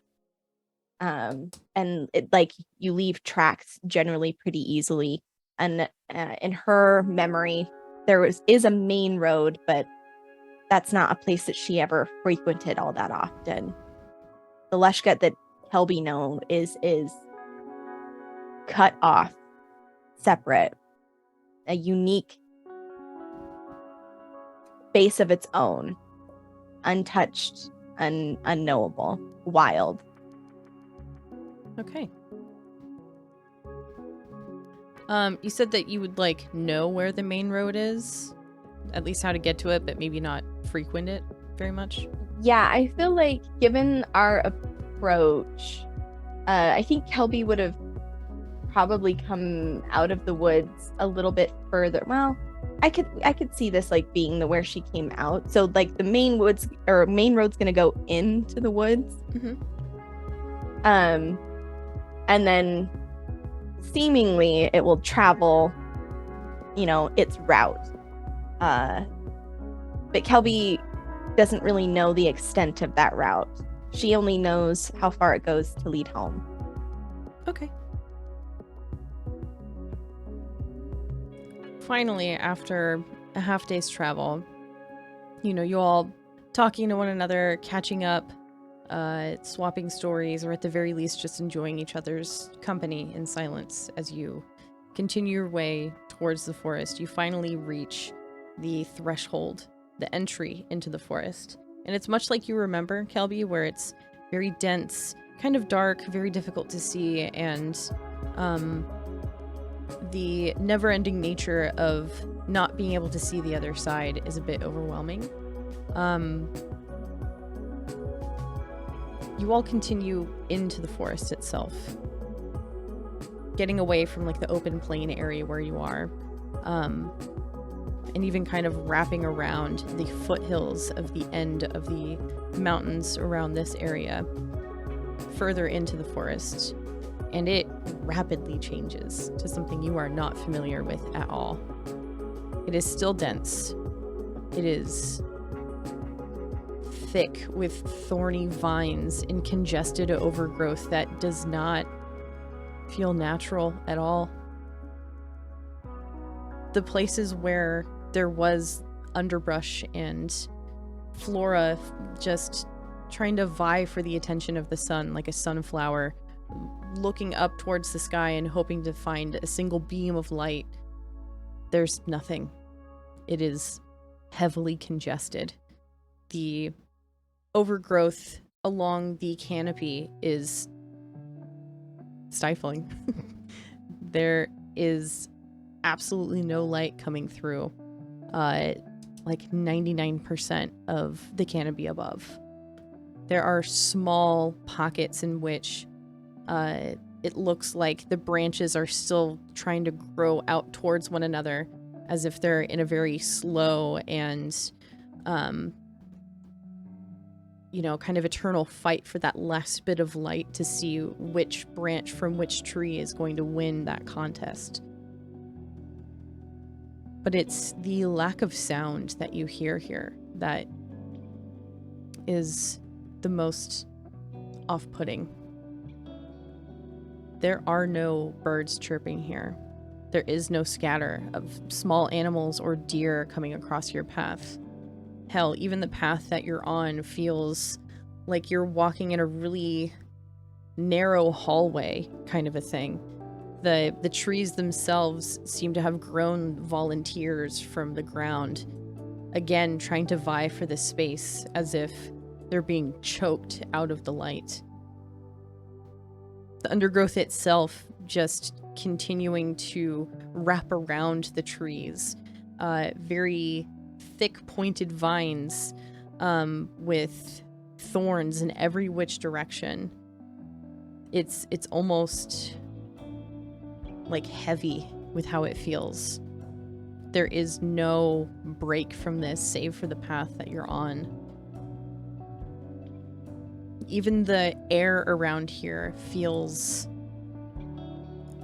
stale, which is odd considering you're in a forest, which is supposed to be one of the most freshly aerated places in all of the world. But here it feels like the air is being cut off. Like the plants and the vines and the trees are holding everything in place. Like it's a still image and not something you can actually walk through, but you do. And you all continue through this forest. And it's hot here. Turley, you're gonna have to lose some of these warm layers unless it still is bringing you comfort, but it's strange. You know it's winter. Just a week ago you were surfing away from an avalanche. Here there is absolutely no sign of it being colder weather. Here it feels like it is summer and like it is excessive. And it's strange considering there is no sunlight coming in. There are small beams coming through, but even then it is difficult to see. And it's like, it's kind of like a greenhouse effect of the trees holding in all of that heat and the humidity of all the plants within this area just kind of dripping off of one another. This is not the forest that you remember.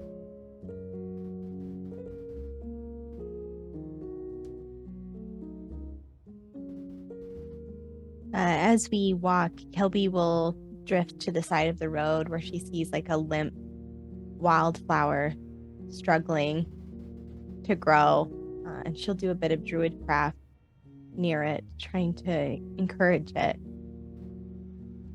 give it a little bit more spark, a little bit more of a chance. When she'll wordlessly crouch, kind of run her fingers along the edge of the petal before standing and continuing.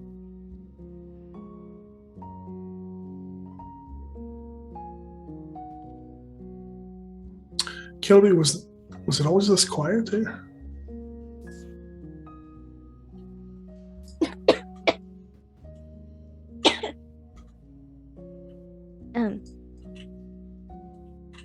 No.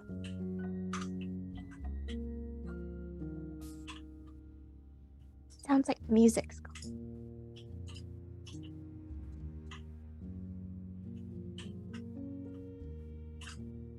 All right. Well, if I know anything from my travels,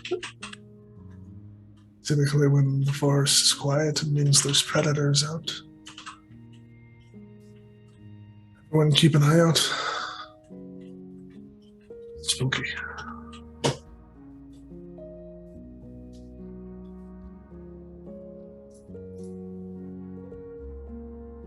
So, Turley will, he already was wearing less clothes than he was before.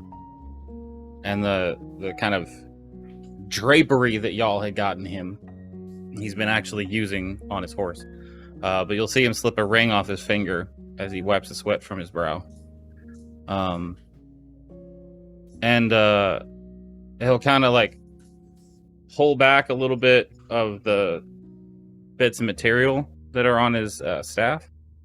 And GM, is my staff telling me anything? Not currently, no. And he'll just kind of cover it back up and continue along, being quiet and keeping an eye on Kelby, because it seems clear that something's a little off. Is there anything we should be on the lookout for while we are here, Kelby?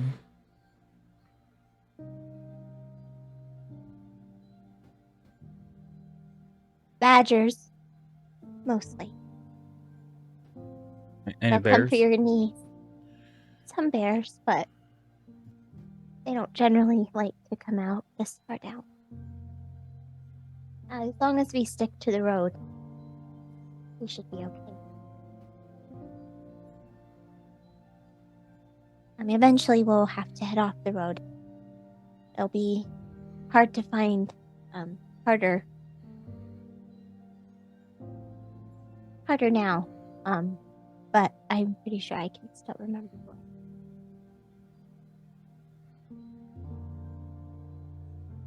You okay, Gilby?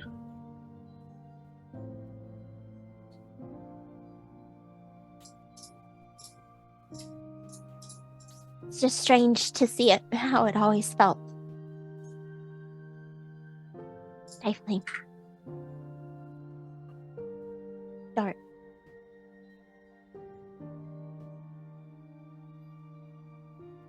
Something has happened, and I knew that something probably had happened. I mean, why wouldn't it? This world's fucked.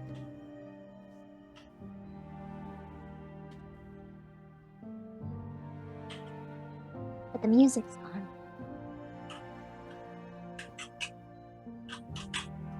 Well, maybe you are supposed to be here to bring it back. No.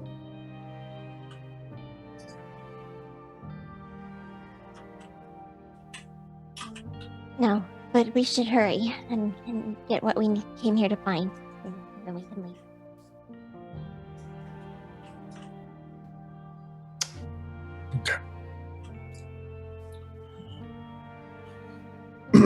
DM, as we travel, I'm going to, every now and then, if we get to like a shady spot that seems like Literally all shade. shady is in Sketchy. sketchy. Okay. I'll just pop Divine Sense in those areas. Okay. Can you ping Divine Sense for me? I would super appreciate it. Yeah. Here we go. What's the lighting situation here, given that everything is shade and there's no like sun coming in? Is it dark? It's pretty dark. It's mostly shade from the sun like beating down on top of this forest, and there's minimal light coming in, like small shafts of light that are kind of peeking through. That's enough to get you dim light in here. Otherwise, it is very dark. One, going to take out a copper piece and cast light on it, and he's going to hand it to Dwa. And have Dwa fly out a good 10 feet in front of us, holding it in his little hand, kind of like a spotlight. Mm-hmm.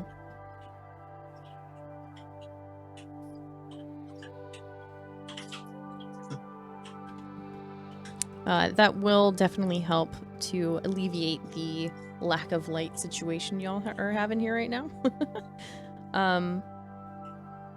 Anyone that doesn't have dark vision, you can now see this this path fairly decently. Previously, it was like walking around your house with no lights on and it's sunset out, but it's like twilight hour sunset where it's just below the horizon and you can like kind of make out, you know, not trying to use your legs as like your shins as a furniture detector. You can make out the silhouettes just fine. But now you can see just how dense everything is here. Just how, like, you know, dripping with water everything is around here. The water in the air has nowhere to escape. So, it might start to feel, like, heavy in your lungs as you're breathing in this incredibly high, humid air. It's damn near 100% humidity in here with just the lack of ability for the water to escape. It's really uncomfortable.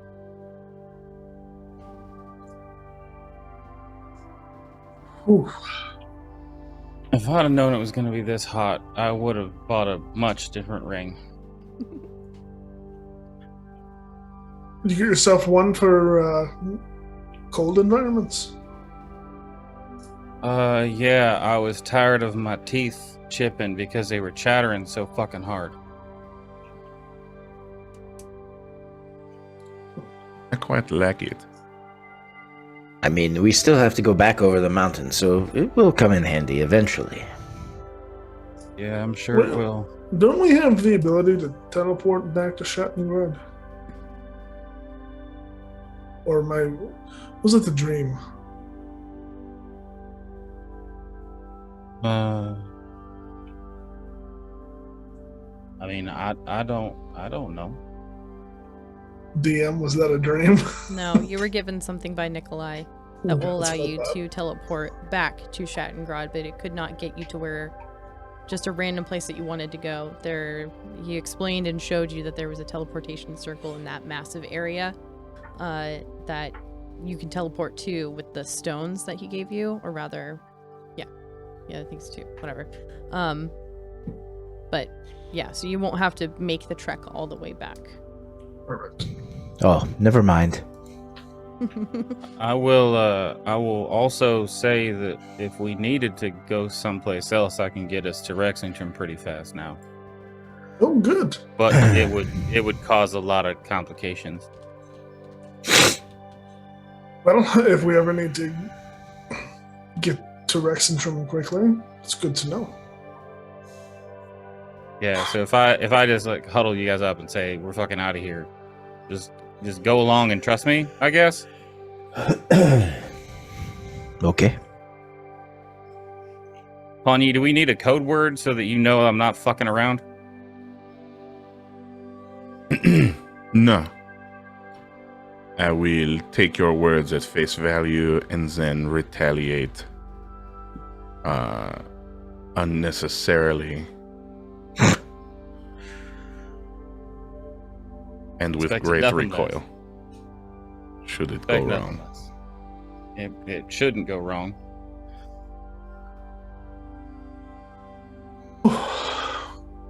Then best of luck for both our sakes. Oh, you two give it a rest, will you? Oh, you're just jealous that we're not including you. This is true, those you are spoken for now. What? Leave.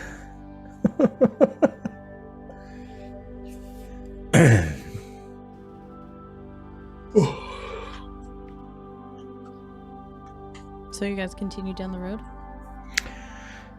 Absolutely. Okay. Cool. Perfect. Tight. Sick. My favorite. Relatively easy enough to do. The path continues to narrow and further narrow as it's very obvious that there are so many trees and vines and plants that are just looking for any open space, and the path seems to be the only place that they can turn to at this point. It's now getting to the point where you all need to find a place to rest, but you're desperately going to need to try and find a place off the beaten path that you can carve a path to. There's no small outcropping or anything to help you, find a place unless you're just going to fall asleep on the road itself. If you would like to look for a place, you can make a perception check to see if you have a, good enough stance on where a place might be. 26. Excellent. Anyone else want to roll? Nat 20 for 28. Hell yeah. Lower than those. Okay. 7. Higher than that, actually. 21. Nice. I will not be rolling for this one. Poignea, you are kind of just sticking with the pack here, going with the flow. This heat is nice for you. It's the humidity that is kind of getting to you, so you're more focused on not trying to breathe water. Miss, when you're having similar difficulty here, looking for anything, you're like, sitting atop Fergus, looking for a nice outcropping to make your camp in for the night. But then, keep getting hit in the face with twigs and vines and stuff. So a little bit more distracted with self-preservation than anything. Turley, Kelby, and Anders, you all kind of at the same time see a small outcropping of an area where plants it looks like they're in a never-ending race to get to this area. It's like an old kind of open field where the trees are leaning into it to try and cover it, but there's no trees out there. It's mostly rocks in that area, which have kind of protected this small part in the middle. It's just gonna be a bit difficult to try and get to it. There's a lot of shit between you and that, but you all see that. Maybe even Kelby on the top of Turley's shell, hey, I see that. But yeah, you all make the distinction that there is a clear place to go and rest.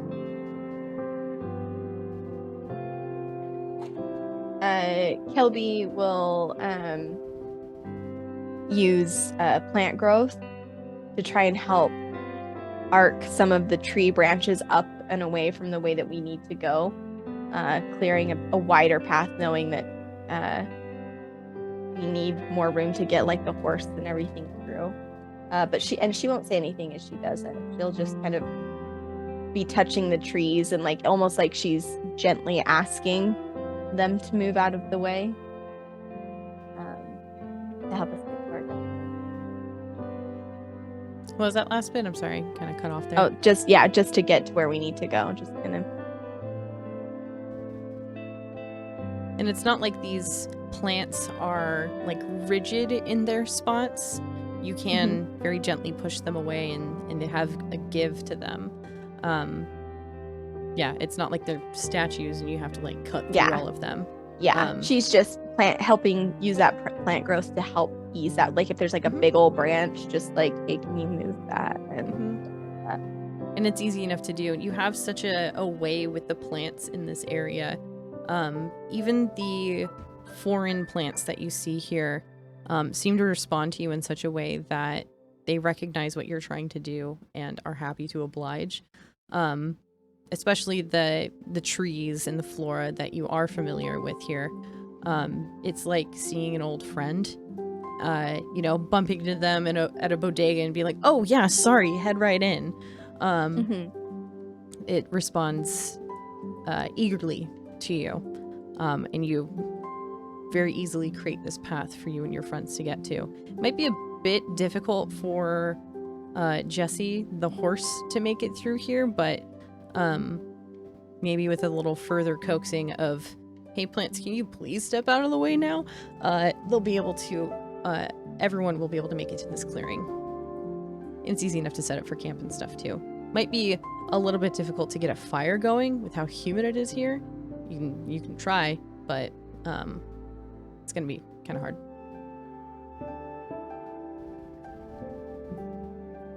Is there anything... Oh, go ahead.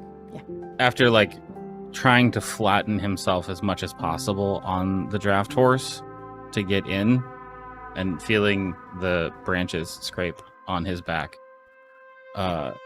Turley will take a look at the situation and notice what you mentioned about the campfire, and that will give him an idea, and he will slowly look over at Poigny for just a second. And there is a mischievous look in his eyes. And he'll go, Mistwind. Hey. Okay, come here for a second. I got a question I gotta ask you. Okay. I'll just saddle on up next to Turley on his horse with Fergus. Oh. Okay. I did not expect you to get... Okay. You don't need to put your hands around me. The horse isn't moving. So I got 2 questions for you. And still like staring at Poigny at this point. Okay. Number 1, is a joke worth a 500 gold diamond and a person's life?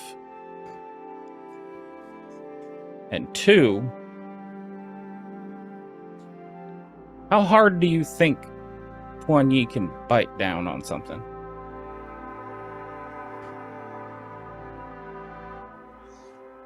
Well, the answer to the first question is depends on what you think about the value of a life. You had to make it all moral and ethical and shit? All right, fine. If y'all need help doing the fire, I'll get firewood if I can find anything. I'll just get off and stomp around. I just look at Fergus. Did I say something wrong? Fergus just kind of goes, Poigny like tracks Turley with his eyes as he like stomps away to go look for firewood, and does not unlock them from the place where he disappears into the forest looking for wood.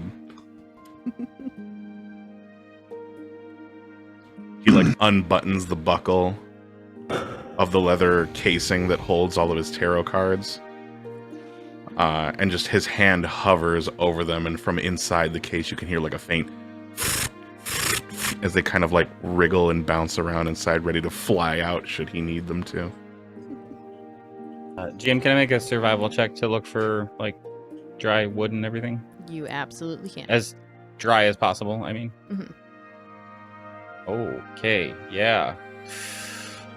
Oh, yeah, no. No. Unless a 12 is gonna find me something. Most of the wood that you do find is like still that kind of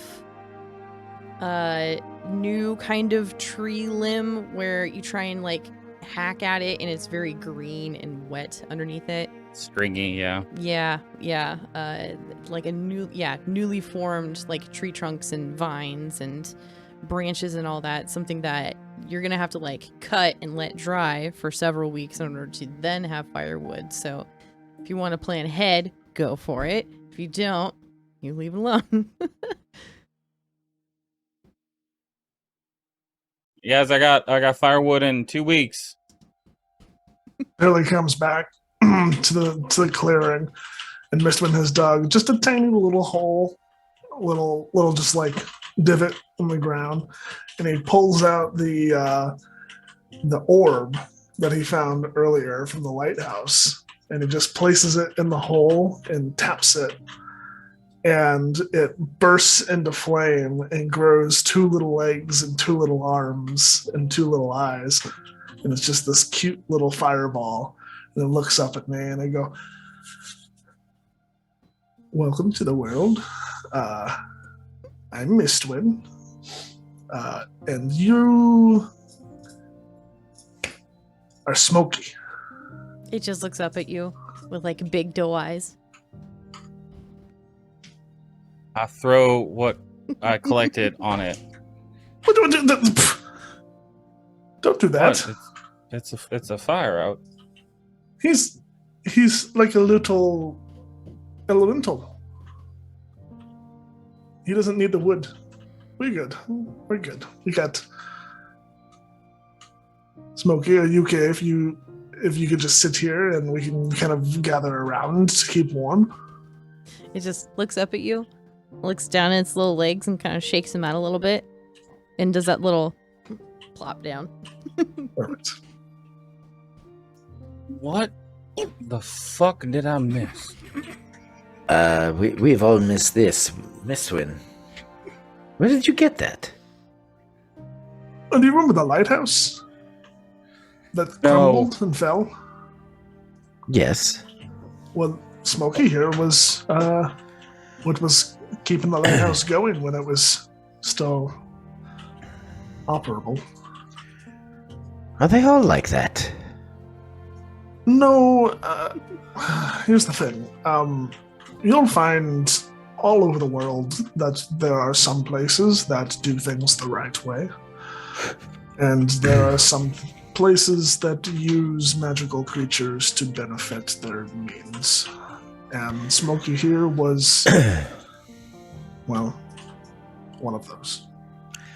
No, I understand that. I've just never been really to any lighthouses before. Oh no! Typically, it's like a big fire that they keep. That's why it needs to be tended. And then there's like a magnifying glass that shoots out the right. Right.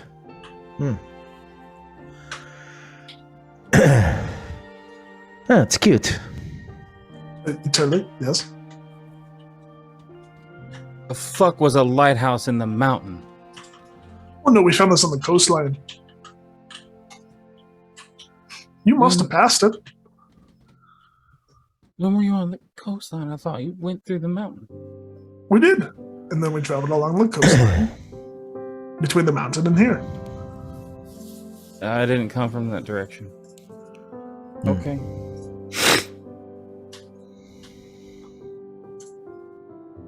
Alright.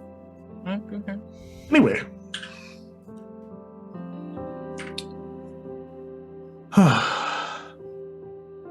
Is that all it does? It's just sit there and...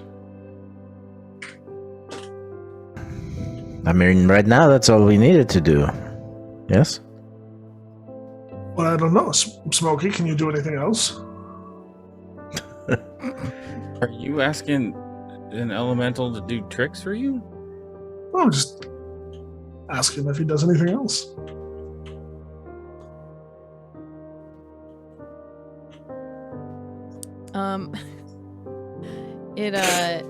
It looks up to you, and kind of starts to glow brighter and brighter, and then like little arms will shoot out of it, and it'll mimic like a.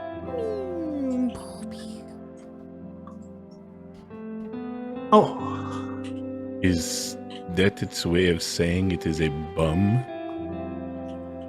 I think so.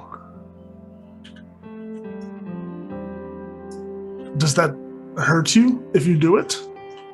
It still looks up at you smiling, but then just nods. Oh. We'll just we'll keep that one in our back pocket then. It'll still just sit there and nod. How many times can you do this trick? Meow. It'll look at its hands and like fingers will pop out. Start to count them. And then just point one up to you.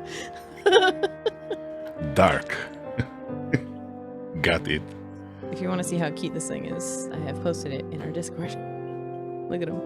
Look at him. Good. Good. It looks like a child. There's Yes, we have a small fire elemental child that if we choose to use its other ability, a small will die. fire elemental kamikaze child. I love Yeah. that. There you go. If everyone else wants to see, hang tight. I will figure this out. We're gonna Wicked take- fast. We're gonna take a brief moment because we all remember another adorable freaking NPC that Ash came up with that also we cannot let die. Why do you do this to us? I don't know. I like cute things. You're They sick. just exude. I love it. You're sick in the head, Ash. I love it. I love it, but I hate it. Here's this adorable creature capable of mass destruction, I mean, and it just lets you know that it loves you. Listen, I he'll pay have good to money for this agree. guy. He'll have to agree before we, Yeah. you know. Oh yeah. Anders and Turley, as everyone is you know, kind of gathering around this impromptu fireball, you notice Kelby kind of like around the perimeter of this area, kind of like looking for a place to kind of sneak around, and like looks back at you and locks eyes. The both of you. Does the expression look mischievous or? You just like, she was looking, and like she looks back as you're looking at something, and she just kind of like and just ducks into the trees. Okay.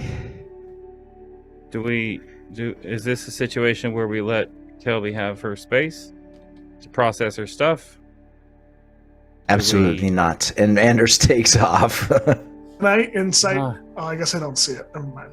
No, you are. I mean, I feel like you would see Anders taken off. I mean, yeah, at that point, I was going based off of passive perceptions of Anders and Turley for Kelby trying to do this. But yeah, if Anders is getting up and moving, I feel like that's a fairly obvious thing to do. Anders, what? I'll be right back. Okay. I'm sure it's nothing. I see. Listen, as much as some things change looking at Mistwind doting over his new child, it seems like other things don't change. I need to get my feet underneath me again. Welcome back to the crazy party. The sad thing is that we cannot blame your return on the increase in chaos, as we nearly died without you. So,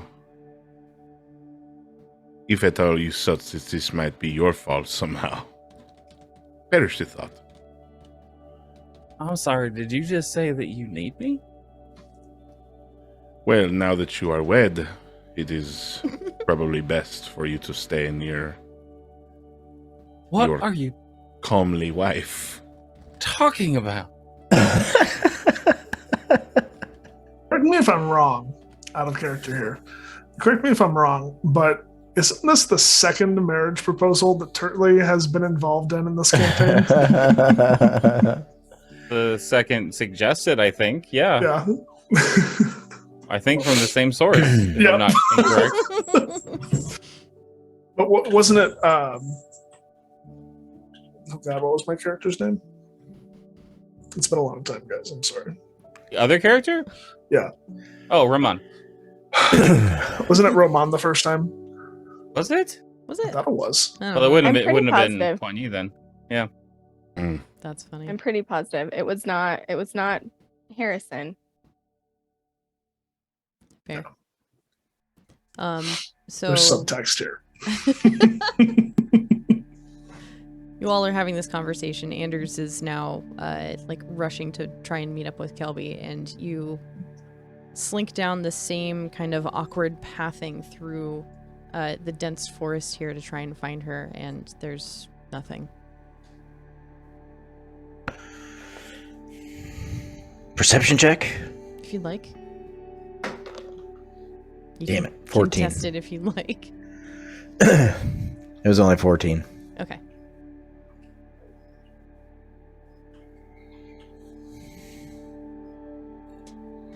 As a 22 baby. Kelby has successfully gotten away. I think this is a good one. As Kelby kind of left the camp and heard their voices kind of raise, I think she panicked and inflects it, like in her mind was like I don't want to be like just like and as she did and stepped onto the path, there was like a twinkle of starlight, and And as Anders like comes around and tries to follow down the path and eventually loses it and looks away, there's a beat and a small fox face will like appear out of the brush and scamper further into the woods. It's a gray fox, and again on its forehead will be the white crescent of like moon with like glowing little stars. As Kelby slinks deeper into the woods, there's not really a destination that she's going, because that's not really how Lushgut works. It's too big for her to like have a specific place she needs to be. She just needs a place like it. And eventually she's trying to find like as much of a clearing as she can, like a place where the trees break,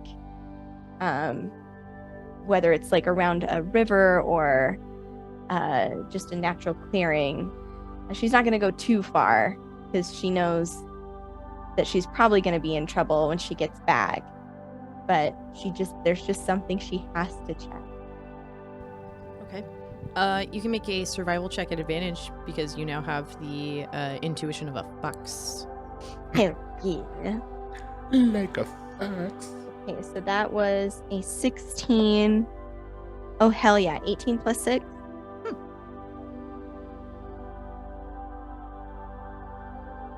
Cool.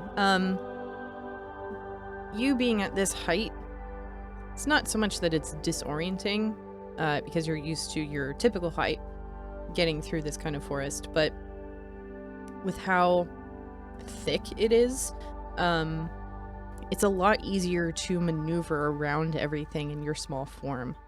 It takes a minute, probably anywhere between 10 to 15 minutes to find the kind of clearing that you're looking for. But you do happen upon a small creek that is still just as congested as everything. The only way that you know that this creek is even here is you can hear just the faint trickling of water, which you would have kind of noticed in the area anyway because of all of the the dripping of the humidity just kind of falling on everything and all the leaves and everything. But here it's more constant, so you head in that direction and you find something that rivals things that you would have remembered about the forest. It isn't as densely populated with flora here. The water is kind of taking a hold on this area, and you look up and you see the night sky at this point. You can see just a couple instances of constellations that you might remember just because of how hard it is to look up through this tree line. But you do find this small clearing here.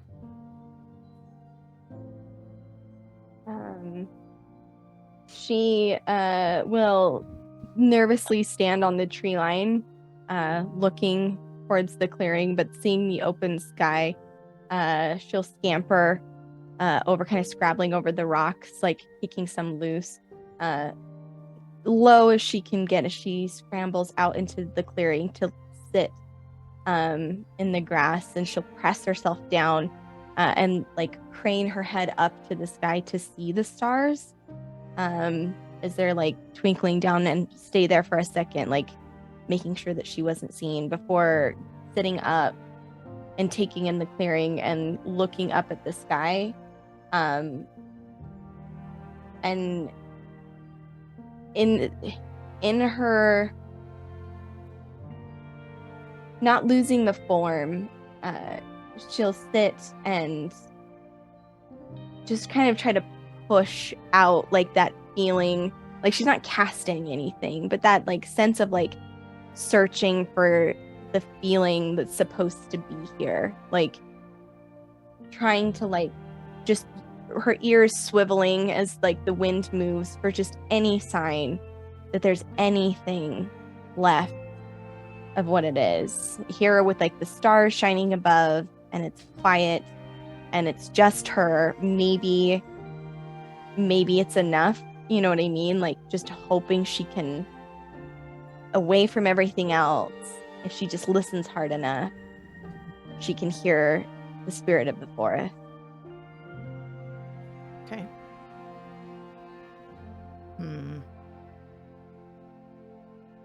Can you do me a kindness? Yeah. Can you make a nature check for me? Yes. 17 plus 5. Excellent. Okay. So 22.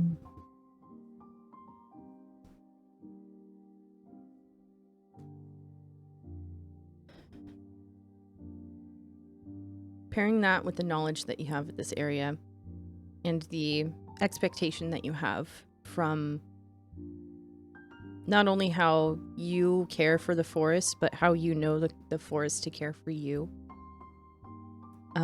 You sit there in silence, looking up at the stars and occasionally glancing around the area until a few minutes later, you hear a rustling come from the opposite side of the creek here. This being the first sign of any life in this forest that you've seen today, other than you and your friends. Do you have any initial reaction to, hearing something on the other side? Yeah, her head's gonna snap and like instinctively she'll kind of duck down to try and like hide in the grass. Her like eyes trained on the sound and like ears forward. Okay.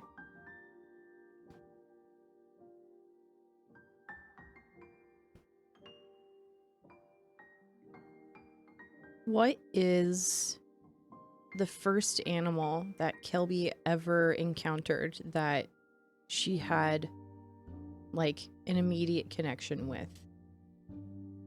I would imagine she would have like gone off into the forest as a younger version of herself, and encountered, you know, squirrels and rabbits and snakes even, and very easily been able to befriend them. But was there anyone in particular that stuck out?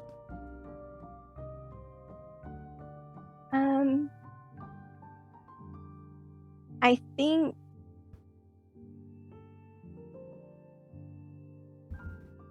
I think it would have been a rabbit. I think it would have just been a normal, run-of-the-mill rabbit. Okay.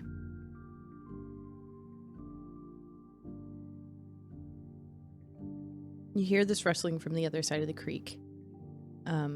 Now, Sentinel in your position with the ears, like, radar dish directly forward to be able to hear anything that's coming in that direction.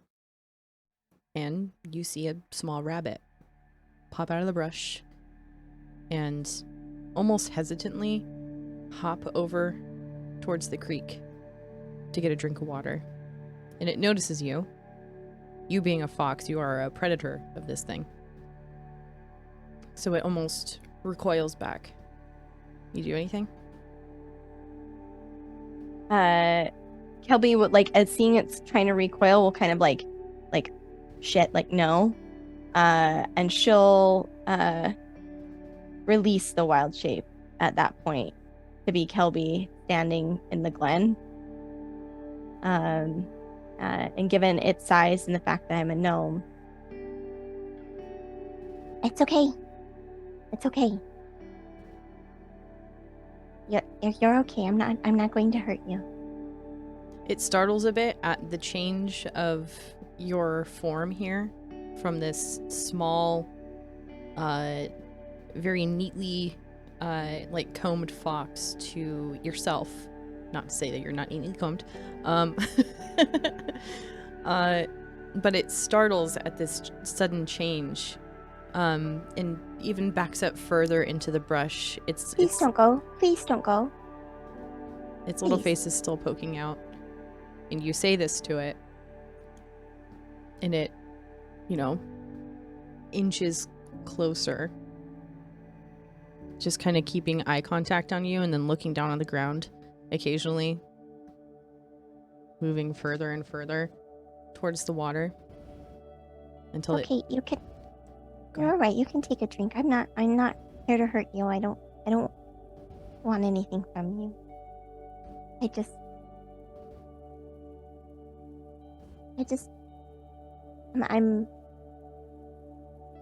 I'm hoping you can tell me some things. I'm from here, but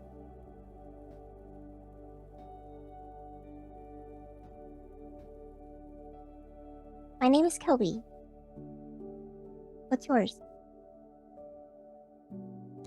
As you're saying this, it like inches up to the water. Eventually, like taking a quick drink and then doing that cute little bunny thing where it like brushes back its ears and it cleans itself a little bit. And eventually will stop what it's doing and look up at you. Kind of confused at what you're saying, but like acknowledging that you're speaking to it.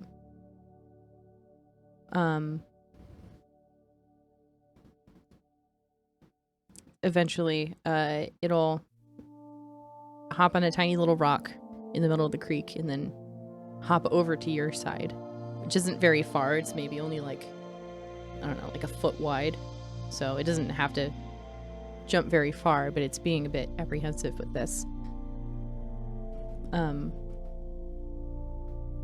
it'll kind of just sidle up to you and like kind of nuzzle a little bit. She'll drop a hand down so it can smell her hands and like make sure that she's friends and like get that like approval before she kind of softly pets one of the ears. It'll thump its foot a little bit, and as it does that, you hear more rustling on the other side of the creek. And there's another rabbit. And there's a smaller rabbit with it. Is that your family? It just kind of continues to lean into the scritches. You can come over here too, it's alright. The other similarly sized rabbit looks towards its partner on the other side, seeing that it's being taken care of by you, and kind of nudges their offspring towards you, and the small one is just full of energy. This is the most boisterous little creature you've ever seen, and it just like kind of haphazardly hops everywhere until it lands directly in front of you and just looks up at you. You now have a family of rabbits sitting in front of you. Kelby will kind of look around the clearing and then back down at them. Are you the only one? They look up at you, a little confused.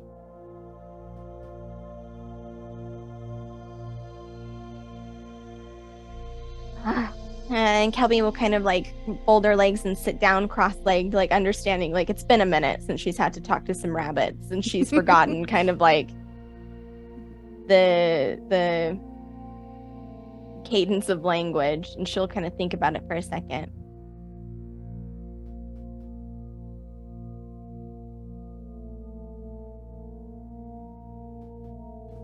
How many snows have you been here? Have this, and she'll like gesture back to the vines. Been here.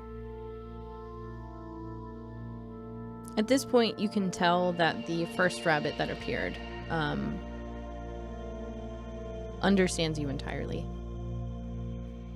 And even without you scritching its little ears, will thump its foot on the ground. It's counting for you. And you count 9 times.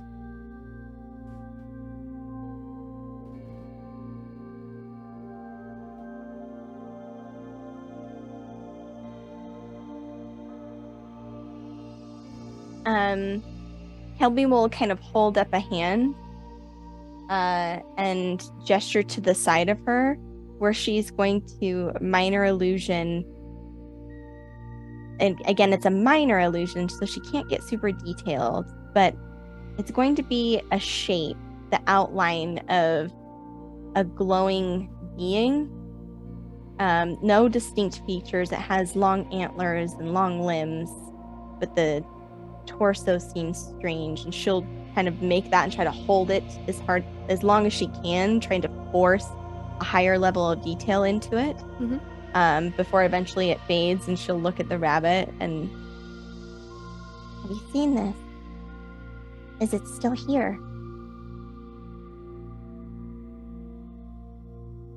What is the exact shape that you're trying to make right now? she's trying to replicate what she saw in the forest, what she perceives as the spirit of the forest. Okay. You see the initial rabbit kind of perk up at you conjuring this image for it. Its partner will also do so. And you holding your hands out, even with this illusory image, the baby rabbit will hop into your hands. She'll hold on to it and like kind of grin before like looking back at the others, just like rubbing her thumbs along its little shoulder blades behind its head.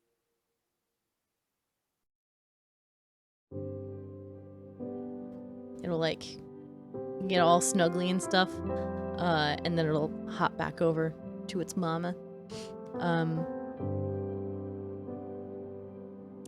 Eventually the mother and the smaller rabbit will hop back over on the other side of the creek, but the first rabbit will remain sitting by your side. She'll kind of sit there for a minute, looking up at the stars before she looks back at him, and she'll scritch behind its ears and run a finger just like down the soft little bunny nose And say, it's okay. You can go. Thank you. It'll look up at you, and you will see the reflection of the stars above shining brightly in its eyes. And for a split second, you see it kind of like glimmer as, you know, it kind of catches you off guard, and you look up and you see a shooting star. Kelby 100% makes a wish. Excellent. As it arcs across the sky, and then looks down at the bunny. Go on. They need you to keep them safe. Watch out for badgers. She'll get up and kind of brush her legs off, and watches the little bunny returns back to the other side of the creek. And she'll stand just for a few minutes, still listening. She'll hum this, like, after they're kind of left, she'll hum a few bars of her grandfather's song, and wipe at her eyes before turning around and going back towards the camp. Excellent. Easy enough to get back to the camp, too. What's everyone else doing?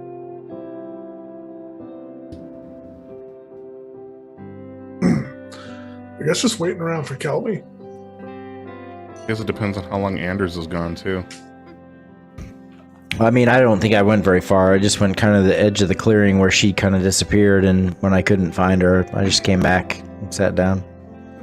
You just needed a little bit of a sprint? Working out? No, Kelby went. Kelby went into the forest. I was worried, but she disappeared. So This in a step. You let someone just get disappeared on you? It does not happen often, my friend. It does not happen often.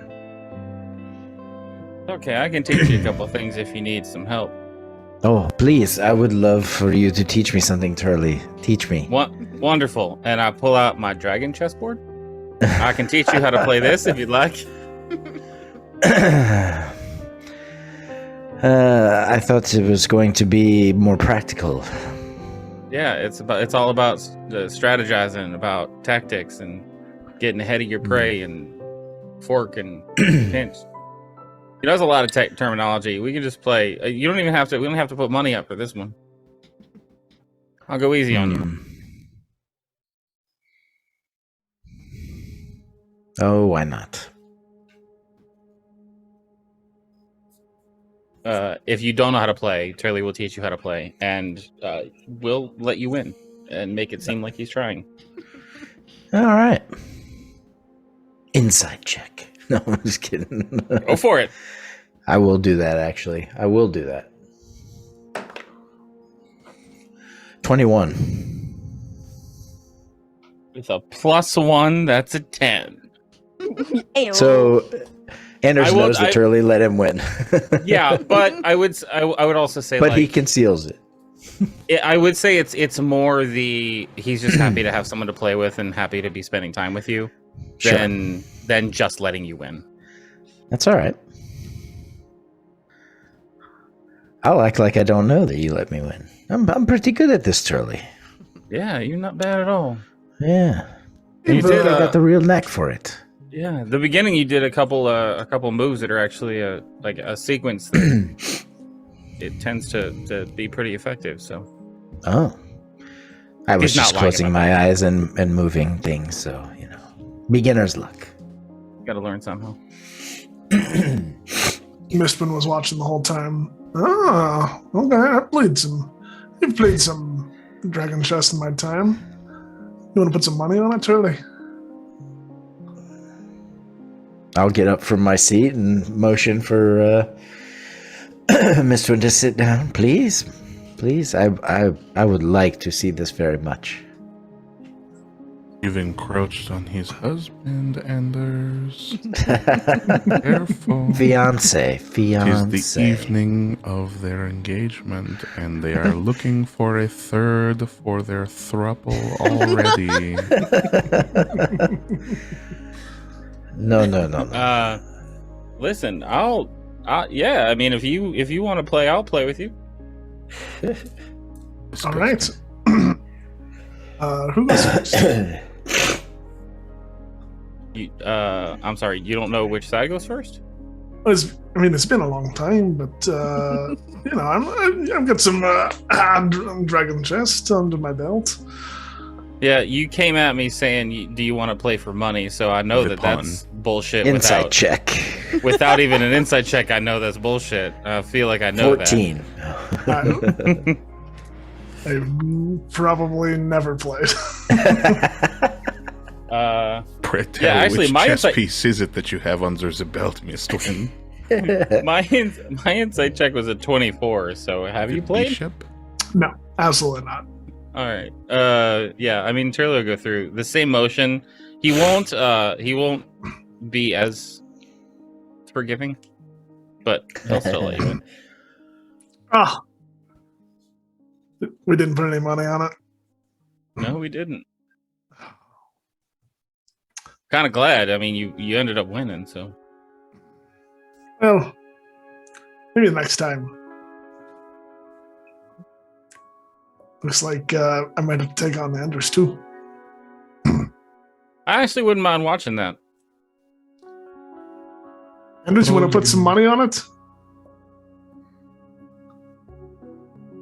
I'm not much of a gambler, my friend. Not in such things.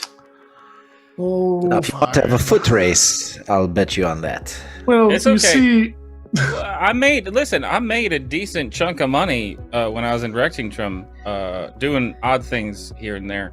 I can stake you if you need me to, Anders. No, it is not a question of the money, but you have to know where your skills lie. well, On the bright side, if the small one does not return in time, you will have died the loving throuple that I knew you all could be. He's so weird. Is this just your thing? Is this what gets you going? Like imagining random other people doing random things to each other? You have no idea No. what I Mac- also I don't want to know what any of your situation is, my friend. No, apparently he's only enchanted by other people's mothers. No, just your mother. You know what? I take back what I just said. I do want to hear about what Juan might be into. Your mother? She was thick and tied to a chair, so she looked submissive and breathable. Okay. I was under the effects of a surge.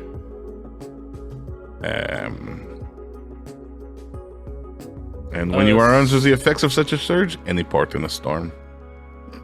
All right. There's a lot to unpack here, so I'm gonna start with surge. You know how my magic is much more effective than any of yours? It comes at a price. Occasionally, it goes awry.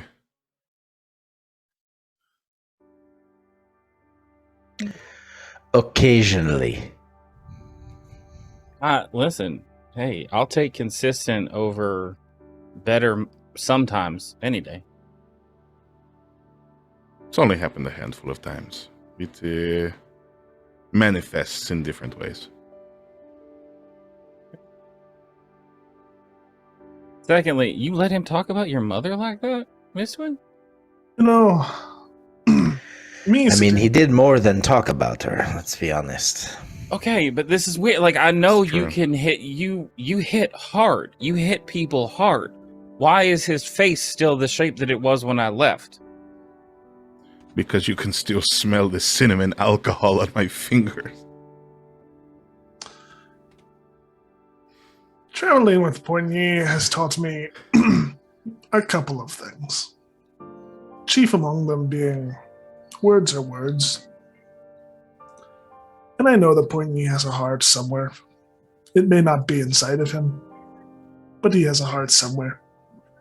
Probably locked in a tower somewhere warm and sweaty. Is that what gets you off, Turley? No, I'm just commenting about how much you're schwitzing right now with the humidity. I do not like the fromage that is currently growing on my... Yeah, we're gonna stop you right there. Nope. This is true. It's not the heat. It is the moisture. Ugh. I lean over to Miss Wynn. I'm like, are you sure that it's a moral issue if I kill him for a joke? Again, it depends on your value of a life.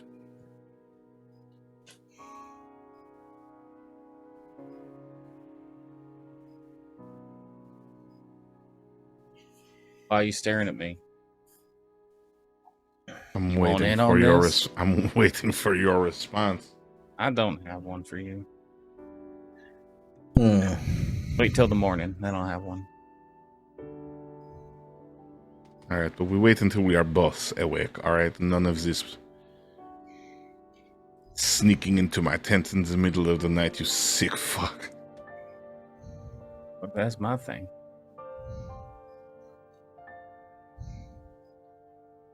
I have no words. I have literally nothing to say. Then I guess We have go been to effective war. in my job. What is your job? What do Get you do for a to living, finally Turley? Shut the fuck up. Do you think there are any man-eating plants in this forest? We can ask Kelby if they were here. Speaking of which, how fucked are we? Did she disappear completely, Anders? Well, she eluded me. That's all I know. Are you not a tracker? Can you not?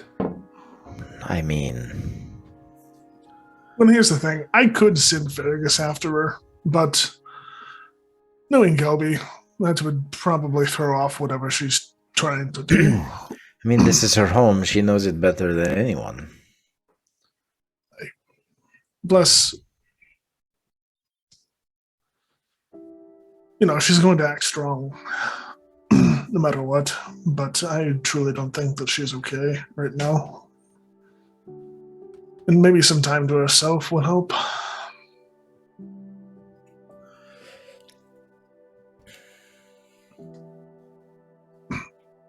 I look around for man-eating plants.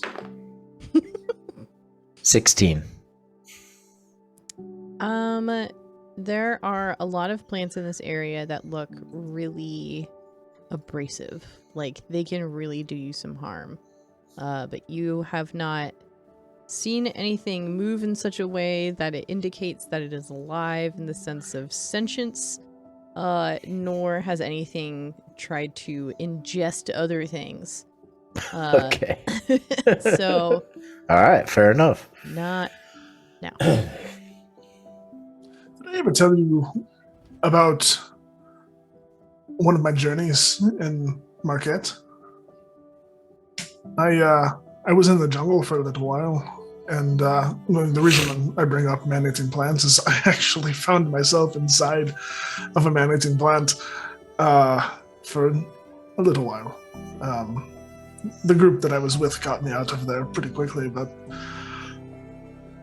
it is a terrifying experience. I mean, I'm assuming that is why Turley always asks about vampires too. You probably experienced one at some point. Right, Turley? You ever meet a vampire? Do you know? What do you mean? Have they talked to you? Have the vampires talked to me? No. Here we go. Yes, I have met a vampire. Wait, seriously? Yeah, seriously. Why the fuck do you think I'm asking people if they're vampires? I mean, yeah. GM, I can't remember how common knowledge is the family. In Wildemount, they would have been fairly well known. Mistwin would have known. I mean, that they are? Yeah. Yeah, a pretty fucking big one. Sorry. Good to see that Like your time away has not absolved you of your delusions. Next to be talking about unicorns as Pawnee steps away from the group. No, they're fucking everywhere, man. They're all around us. And they don't just come out at night, I discovered, much to my fucking surprise. Well, I don't keep an eye out for vampires.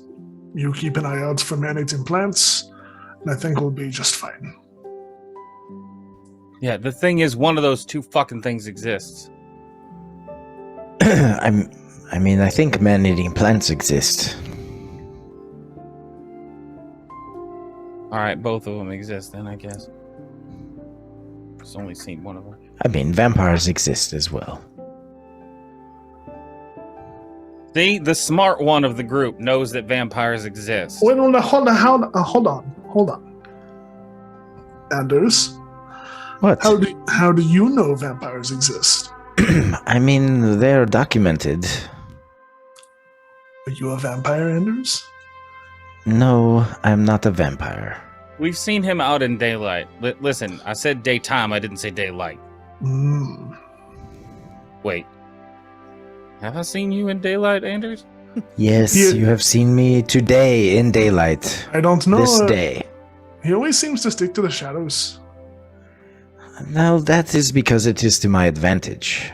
Because you're a vampire? No. Because I can do this. And he steps into the shadow and disappears and appears behind Turley in the shadow that he creates from the fire.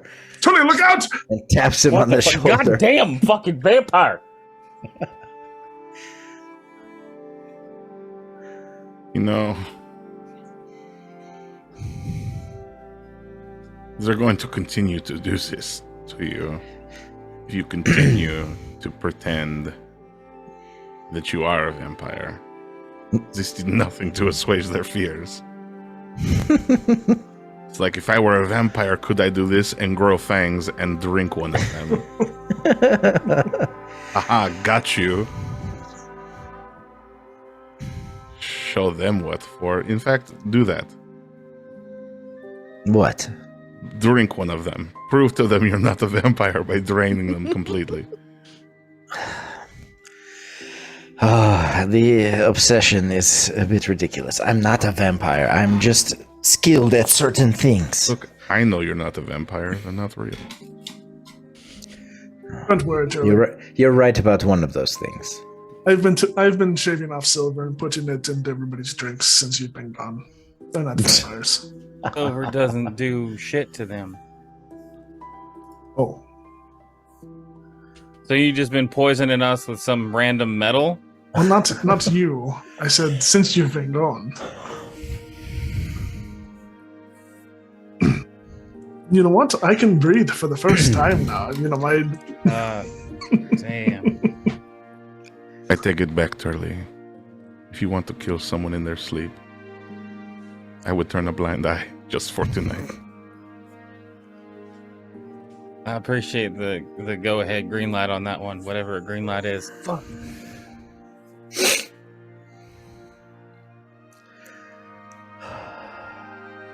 How long are we gonna wait? GM, have I seen running water around here? Not in the immediate area, but you can look if you want. Nope. I just want to know if there's running water. I would like to, and it does have a verbal component, so I have to do this out loud. I would like to cast locate creature. Okay. For Kelby. However, if Kelby is in a different form, it won't find her. Or if there's running water between us. Okay. Wait, I didn't know about the running water thing. Neat. The running water would have to be 10 feet wide. Oh, okay. I would say at this point in the conversation, Kelby might be popping out of her wild shape. So you might like not immediately get a ping, but then like a split second later, you're like, oh wait, over there. Yeah. So it lasts for an hour, and I would just say I would cast it. If you know what it is, you know what it is. I wouldn't tell anybody what I'm doing, and I say Kelby's fine. As soon as they came up on my radar. Okay. Well, and I'll keep up the concentration just so I know where Kelby is. And if Kelby goes outside of 1,000 feet of me, I would start to meander in that direction just to keep track. Right. Well, I'm tired. No point in waiting around. If you've got an eye on her or a ear, mind. One of the above. Yeah, I got something on her. Right.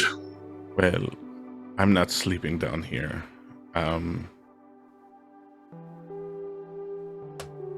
Good luck. And Poigny grabs a coil of rope and then just levitates after casting the spell straight up through the canopy and ties himself to a sturdy branch near the top. Interesting. Turley would like to cast thaumaturgy to make the trees rustle like there's a large wind. Specifically the branch that Poigny is tied to. Poigny falls asleep, being rocked to bed.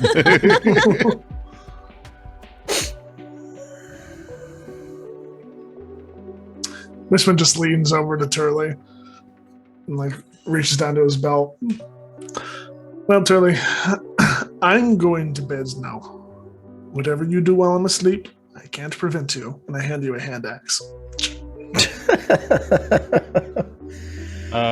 Thanks. Thanks. I still didn't get you anything. You don't have to get me anything. Are you sweet on me?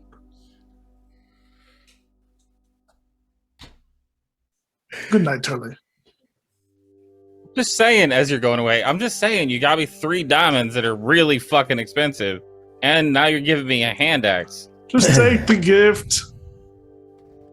Saying it's. I'm not giving you anything in return for it, is what I'm saying. Stay out of my tent tonight. I can go to bed. Fuck. Did I bring a tent? Did you? It was mostly just an aside in character, like just a random statement, but I think I did. Cool.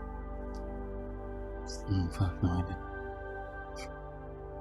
So sleeping in the water. Hell yeah.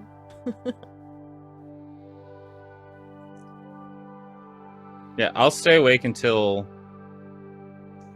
I'll stay awake, hopefully, until Kelby gets back. Okay. But then I would settle down to rest. It would be late before Kelby like came back, probably right as Turley was like starting to like fall asleep, but I guess you can sense that she's coming back. And she would be very like quiet, re-entering the campsite. And I don't think she would really even say anything. I think she'd just kind of walk into the clearing and see like you sitting there and would just quietly slink over to her bedroll. You'd hold out the flask to see if you wanted any on your way back. She'd kind of look around and like a soft smile, she would take the flask and take a surprisingly long swig from it before handing it back and wiping her mouth with the back of her hand. Curly just rolls over and goes to sleep. Was Andrews doing anything before sleep? Yes, I have a question. If you're using tools, right, some kind, if you're proficient with them, you get to add your proficiency bonus. Does it use any other stats, like dex or anything like that? Or is it just the roll and the proficiency bonus? It's a good question. I tried, because I have these jeweler's tools. Okay. And I was going to take the sapphire that I have out because it said it was dirty and uncut, and I was going to start just kind of working on it to, clean it and polish it up and that kind of thing. So I rolled a 20. Okay. But I don't know if I add anything besides the proficiency bonus, like if it would be dexterity or as well, or just the proficiency bonus. So let's see. I like rarely use tools myself, so I completely understand. What kind of toolkit is it? They're jeweler's tools. Okay. I think I know tinkerers is typically like dexterity or intelligence, but I don't know. Yeah. Proficiency with the tool allows you to add your proficiency bonus to any ability check you make using the tool. So, yeah. Yeah. Yeah, it's like a d20 plus proficiency. You're good to go. Yeah. Okay. It's the ability check thing that was throwing me off. Like, what is there an ability that goes with it or not? That because I read that same thing. So that's all. It's fine if it isn't. And this is obviously a process. He's going to spend like an hour or two before sleeping to do this. Yeah. Can I help? Yeah, if you want. So there's a bunch of stuff in Xanathar's about toolkits and things, and basically all of them are like, it's not tied to a specific check. It depends on what you're doing with the tools. Oh, okay. Oh, okay. I like that. So the action determines what check it is, but proficiency is applied. Okay. I see. Tight. But it is optional, so it's whatever you want to do. I'm cool with whatever. Well, if I can add a dexterity bonus, then it's a 29. But if we're just doing straight roll, then I'm over for the DM's ruling. I mean, I'd be okay with you adding that. I mean, you're adding your proficiency because you know how to use the tool, but then it is like you have to be dexterous with it, which might be adding more than you really need to, but I feel like that's on par with, using a certain weapon. You have like, I don't know, like a +8 to hit something that's adding your proficiency and your ability and all that shit. So that only makes sense. So yeah, if you want to do that, that's fine. Okay. So yeah, like I said, this is obvious. It's not something that will be done in a short time. So do this later as well. But Absolutely. first roll is a 29, so Okay. it's a good start. Remind me of your end goal with this. It's really just to take this gem, this raw, uncut gem, and turn it into something, fine. Okay. Yeah. And not screw it up. Considering your proficiency with this, I would say that you know how to do this. But this gem is massive and it's going to take some time to do. So you know that you have at least one more solid hour session of working on this thing. Or 2 smaller ones if you break it up. But okay. It's going to take some time. Yep. All right. Okay. Is everyone back yet? Is Kelby back yet? My brain can't remember. I ate something spicy, so my brain doesn't work anymore. I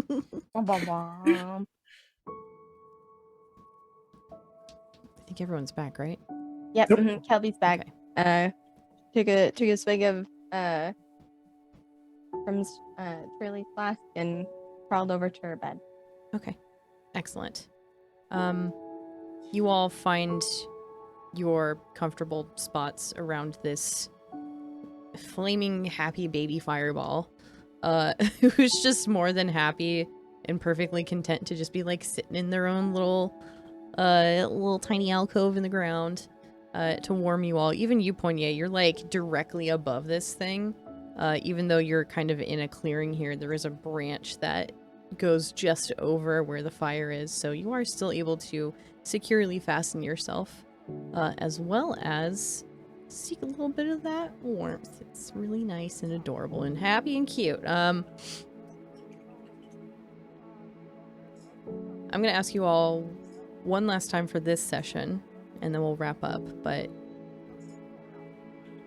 now that you're here in the Lushgut Forest, in the place that you've been working towards for weeks now, told that this is the location of the first of these amulets that you've been told to recover, it being Kelby's home and seeing it in such a distorted way, having gone through everything that you have in order to get through, is there anything that you think about as you drift off to sleep that might inform your dreams or anything, but more so just what are the thoughts that you have as you drift off into either a deep delta wave sleepless night or something that you might end up dreaming about as your brain tries to piece all these images together?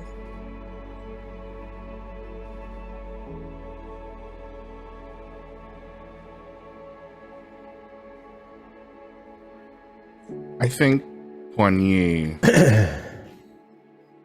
despite the weird chaos that's gone on throughout the entirety of his association, there's a little bit of this tonight feels especially discordant.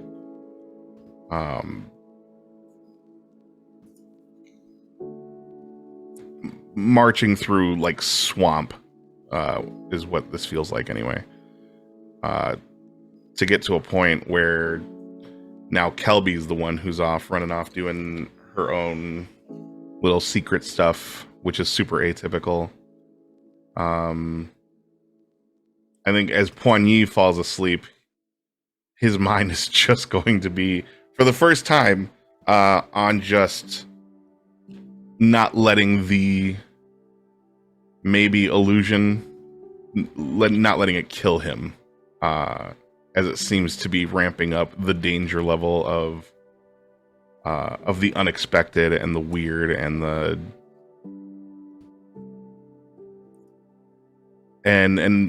increasing the risk of what I DM'd you for our prompt. Okay. There's concerns now as opposed to just self-preservating worries. Okay. Anything else, or is that more so it? That is it. Okay.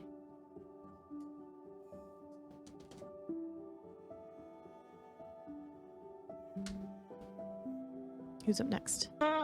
Turley can go. So Turley has a dream, like a daydream going into an actual dream of the bar where he first met Captain Portentia back in the day. And he's sitting there with all of his old crew. So Ramon and Harrison and Knight. And they're listening to music and drinking and eating and just enjoying themselves. And then in walks Anders and Mistwind and Kelby. And they join us like we are all old friends who are meeting for a reunion. And then Huan Yi comes in the front door and is kind of hesitant to join us, but we all kind of wave them over to sit at the table, and Huan Yi sits at a chair right next to me. And as the night goes on, Huan Yi and I both watch as first Ramon takes their leave, and then Harrison, and then Knight, leaving just the four of us with Huan Yi.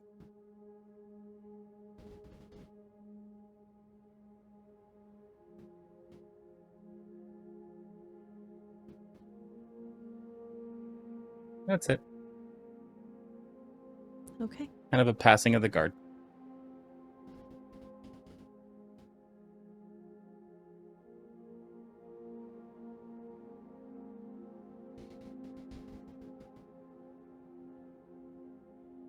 Anders has a more restful night and basically just dreams of beating Turley in dragon chess.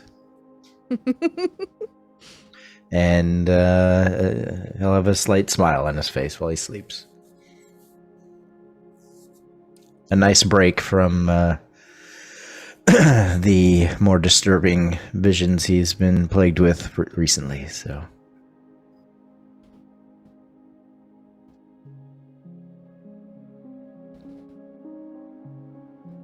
I think Mistwind has a dream of the forest, of walking through it as it once was, all teeming with life, and comes across a burbling stream and walks through it, getting his feet wet and, well, probably up to his knees. And just walks around, seeing all the sights, and comes across a bird that is singing a nice melody, sitting on a branch, and Mistwind goes up to it and listens to it for a while, and then it's almost like the sun sets and the color drains from the forest around him and all of the other sounds. And the bird is still singing, but the notes become more discordant. And then from the bird's mouth, 5 snake-like dragon heads start to emerge and strike out at Mistwind, and he wakes in a cold sweat, dreaming of a better time, but can't take his mind off the present for too long. Okay. What about you, Kelby? Kelby climbs into her sleeping bag, right? Her bedroll. And she lays with her back towards Smokey. So the light casts shadows of the camp up onto the trees and shimmers in between the branches, giving everything like a really accentuated shadow. And she lays like curled up on her side watching that as the trees like shift into like what they actually look like, and then not, kind of that side by side of the shadows flashing. And she, for a split second, to herself, just wishes that the fire would go out. So she didn't have to see it anymore, and she didn't have to care. And she closes her eyes really tight and curls up. And she thinks about... She feels guilty for wishing that the fire would go out. And wonders if she's strong enough to face what she has to in the coming days. And if she can keep her own hope alive. And she kind of falls asleep with that fear and shame of maybe not wanting to.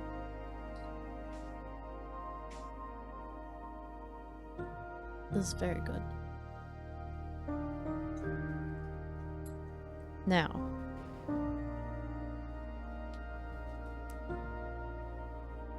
the reason why I didn't respond to any of your session prompts, because this was your answer. Can each of you roll a D100 for me?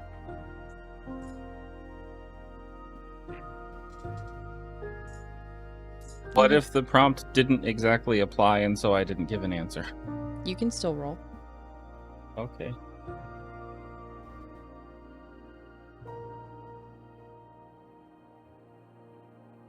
Oh no. What'd you get, bud? So close. Mine's either We don't real know. good or real We don't. bad. Yeah, we don't know if higher or lower is better, so we'll see. I You don't rolled know. a 3. 3. Oh. Okay. What did Anders get? Oh shit. 86. 86. What did Kelby get? 17. 17. And finally, what did Turley get? 25. 25. Thank you. And 63, if it matters. Yeah, I saw the 63. Thank you. Oh, okay, cool. Fuck you, right? No one gives a shit about you. It's like, it's okay. Except me. I think you're great. Okay. Even I'm gonna burn the building down.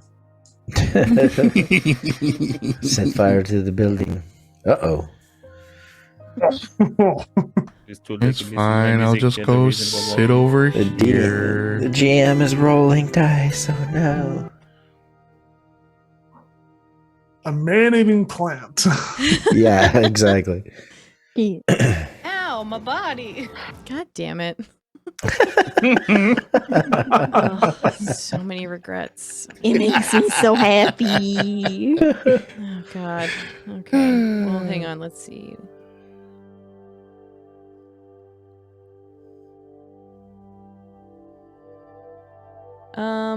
Someone roll a D20 for me.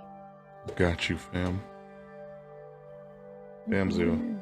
I know this is a lot of rolling. We're getting to it. No, I it's promise. good. I love it. 16. 15. I don't know what I mean. Okay. Trying to read Ash's face. Good luck and Godspeed. An imperceptible wall. Nope. Nothing. Not a single thing. Just kidding. Void.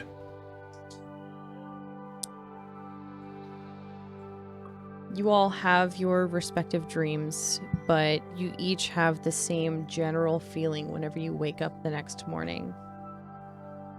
Get kind of a queasy feeling in your stomach. You feel uneasy. It might be the environment, it might be the humidity, you can't quite tell. But there's something off here. And you each look around and you know where everyone slept you'd know Poignet was up in the tree, and someone was like curled up in a little ball next to the fire and all that, but each of you look around and you don't see each other. And then you kind of freak out and you look down at your own belongings and you don't see yourself.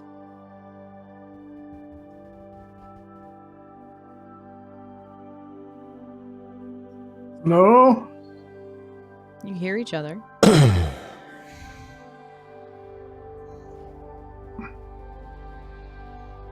What?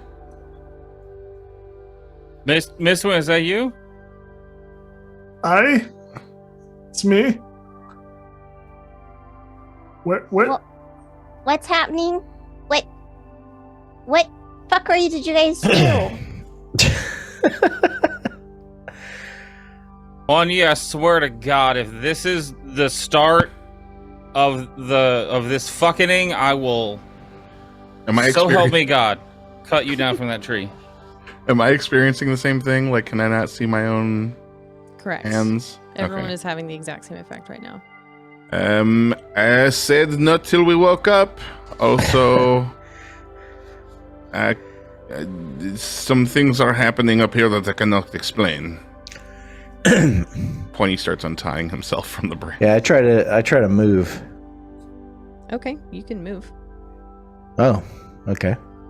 You just can't see each other and you can't see yourself. Ow. Hey, something just hit me. Oh, sorry, that's me. Oh. Yeah, that's So a good question. Can we touch can we like reach out and feel around Yeah, for each other? You can feel your environment around you. You recognize you're like wearing your clothing. You feel the rocks and the dirt and stuff around you. And eventually, you'll like collide with one another and be able to feel each other, but still can't see each other. So when go ahead, sorry. Yeah, Kelby, who's probably still like sitting in her bedroll, just looking around the camp, unable to see anything, is gonna reach up to her where her spell focus normally is, and hold on to it, and she's gonna cast light onto the object itself, trying to illuminate it, to give some indication of like where she understand she can't see it, but it's always in the same place. Is this successful? Does it work? I believe so. Yeah, so much so that you grasp onto your spell focus and cast light, and you see that it has a burst of light come forth from it, and then suddenly you're able to see yourself. Yeah, I can see myself, and I'll Hey guys, can you? I think I fixed it. Can you see me? Well, look at Kelby. Yeah. You can see her. Looking. Oh. What'd you do? I cast light on my spell focus. Anders, if you can come over here and hold out, I don't know, a knife. Do you have Marcel? I always have Marcel. Okay. Help. I'll walk over and put my hand on Kelby's shoulder. Yeah, Kelby will reach up and touch his hand and cast light just on Anders. Nothing happens. Oh. Nothing happened. What the? There's I like think I light emanating understand from where what's- his shoulder is, but it's just light. I think I understand what's going on here. I'm going to cast Sanctuary Okay. on Kelby. Okay. You suddenly come to and you see yourself, and Kelby can see you. Everyone can see you. Andres, come over here and punch me.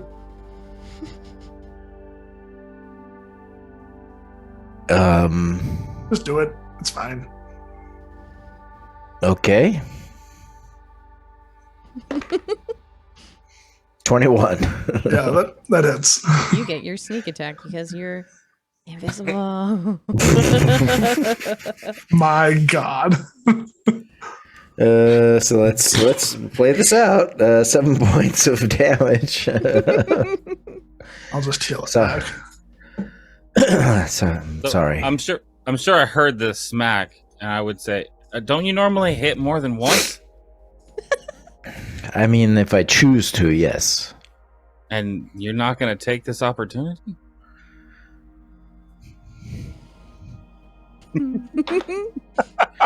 I roll a 23 on Turley.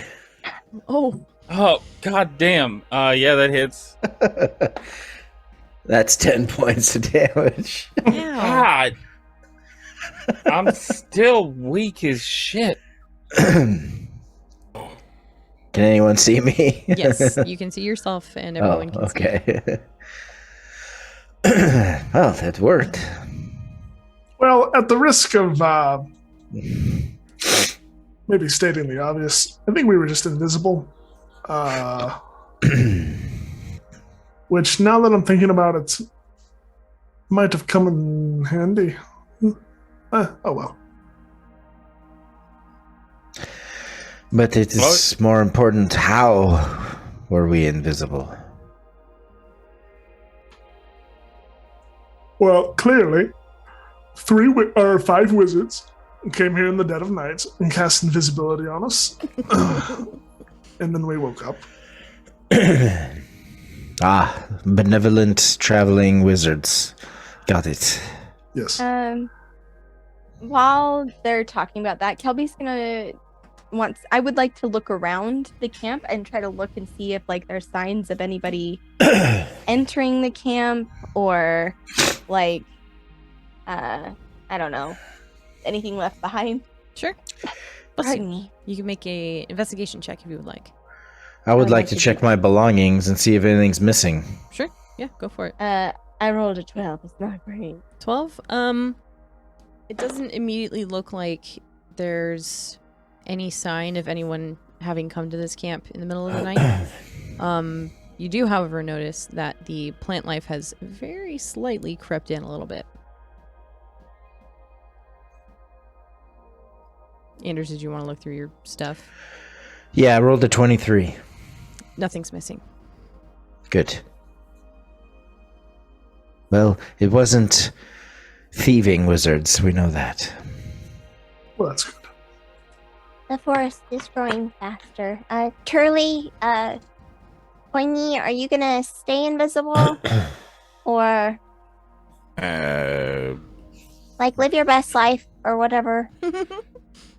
Un moment, and I will, as soon as he's done like fiddling with the invisible knot that he tied himself up with, he'll jump off the branch and feather fall on the way down.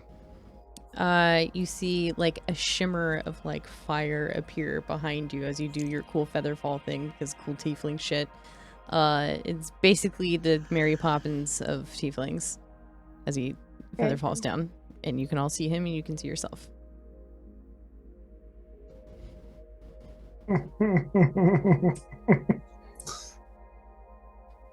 Your is a how you say?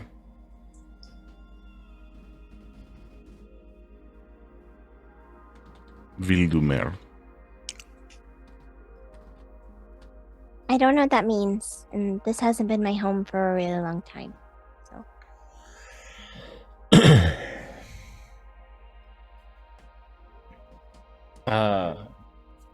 Nobody can see this. But Turley has a very, very deep crisis of conscience and morals. And considers doing something as the ultimate prank. Oh God, here we go. from this obfuscated position of advantage, and then thinks better of it and pinches himself hard enough to make himself visible. And it works, and you can see yourself, and everyone can see Turley. I'm dead ass staring right at Poigny. Almost drooling. The sound of fluttering cards is instantly ceased as he presses them to his hip.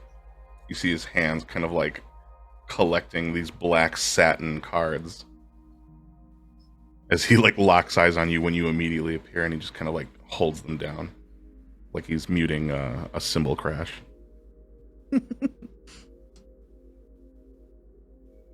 All right. Kelby, have you ever experienced anything like this before here? No. Normally you have to try to not be seen. It's never just happened. I'm sure there are some here that are very excited about that. But not you? No. Are we ready to go? Do you want to do breakfast, or what's the plan? Well, if we do make breakfast, save all of your eggshells. It's Smokey's favorite snack, so that's in the item description. Wonderful, and I love it a whole bunch. Are you serious? That's in the character. Sorry. You can see there's All a right. eggshell behind him. It's my such a God. great nod to Calcifer, and I'm here for it. It's my favorite. I was about to ask, you stayed up late enough to figure that out? What the fuck is wrong with you? Kelby will move over to her pack and start kind of gathering up her things. Yep. I think we should probably have breakfast on the go. No? Okay. Fine with that. Kelby, do you know how much further we have, potentially? Well, it was different. Last time I came through by myself, and I didn't have... I didn't really know what I was doing then. I guess it's not so much different as it is now, but... GM, can I get a sense of how long it took me to get out the first time? Or kind of guesstimate? Yeah, you would know that the first time that you left, you had a hard time figuring out how to get out because you'd never really left before. So it took a long time of like sticking to the path and then getting distracted by other things in the forest and then coming back to the path and then it splitting and thinking you were supposed to go one direction and you were supposed to go the other. It probably took you like 3 weeks to get out of the forest, but that was also being incredibly disoriented and not knowing exactly which direction to go. I mean, last time it took me... Gosh. Nearly a month, I think. But again... There was a lot of missteps, and I was by myself. So I think if we really focus and do what we got to do, a week, maybe a little bit longer. Okay. To be clear. Oh, sorry, go ahead. But I was going to say, are we going to become invisible every time we go to sleep? I guess that's a part of the adventure, right? No, this has not been part of the adventure so far. This is the first time something fucky has happened that is not directly conducive to dying. It's just an illusion, right? I'm sure you'll be. Also, that's not true. I mean, you joined us. No, I mean, this is an institution in where the universe is not trying to murder you. It almost seems like it's protecting you. Is this not a good sign? Is this something you are not familiar with? No, it makes sense now. I was just trying to make a joke. Sorry. I'm sorry, were you asking me? Oui. No. It's never happened before. If we wanted to be invisible, we had to cast it. So, I don't know.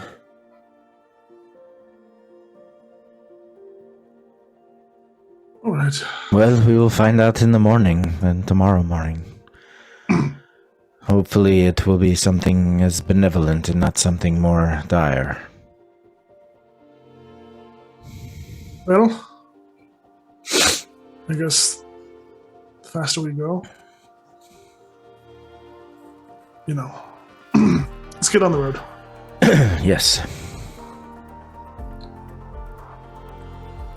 Yeah, Onwards. as we mount up and go onwards, I'll cast guidance on Kelby to help lead the way. Yeah. Kelby will get her little pack on and head out the little plant trail we made and hit the road. Okay. This is more just a question for myself, but does Kelby put the cute little flag up on her pack again? She doesn't. Okay. Not this time. Cute. So your belongings gathered, you all filing in line to further trek into the forest here. That uneasy feeling hasn't gone away since you woke up. Even after figuring out, the puzzle of, oh, we woke up invisible, let me just do what I need to do to resolve this. That feeling hasn't gone away for any of you. And some of you might try to suppress it, might try to process it. It sticks. And you don't know why. I think that is a good place for us to end our session for today. Thank you everyone for coming to hang out. Thank you players for always having just the vibiest of times here. Welcome back, Saint. We love you so much, bud. Yay! It's so good. I'm so excited. Yay. Yeah.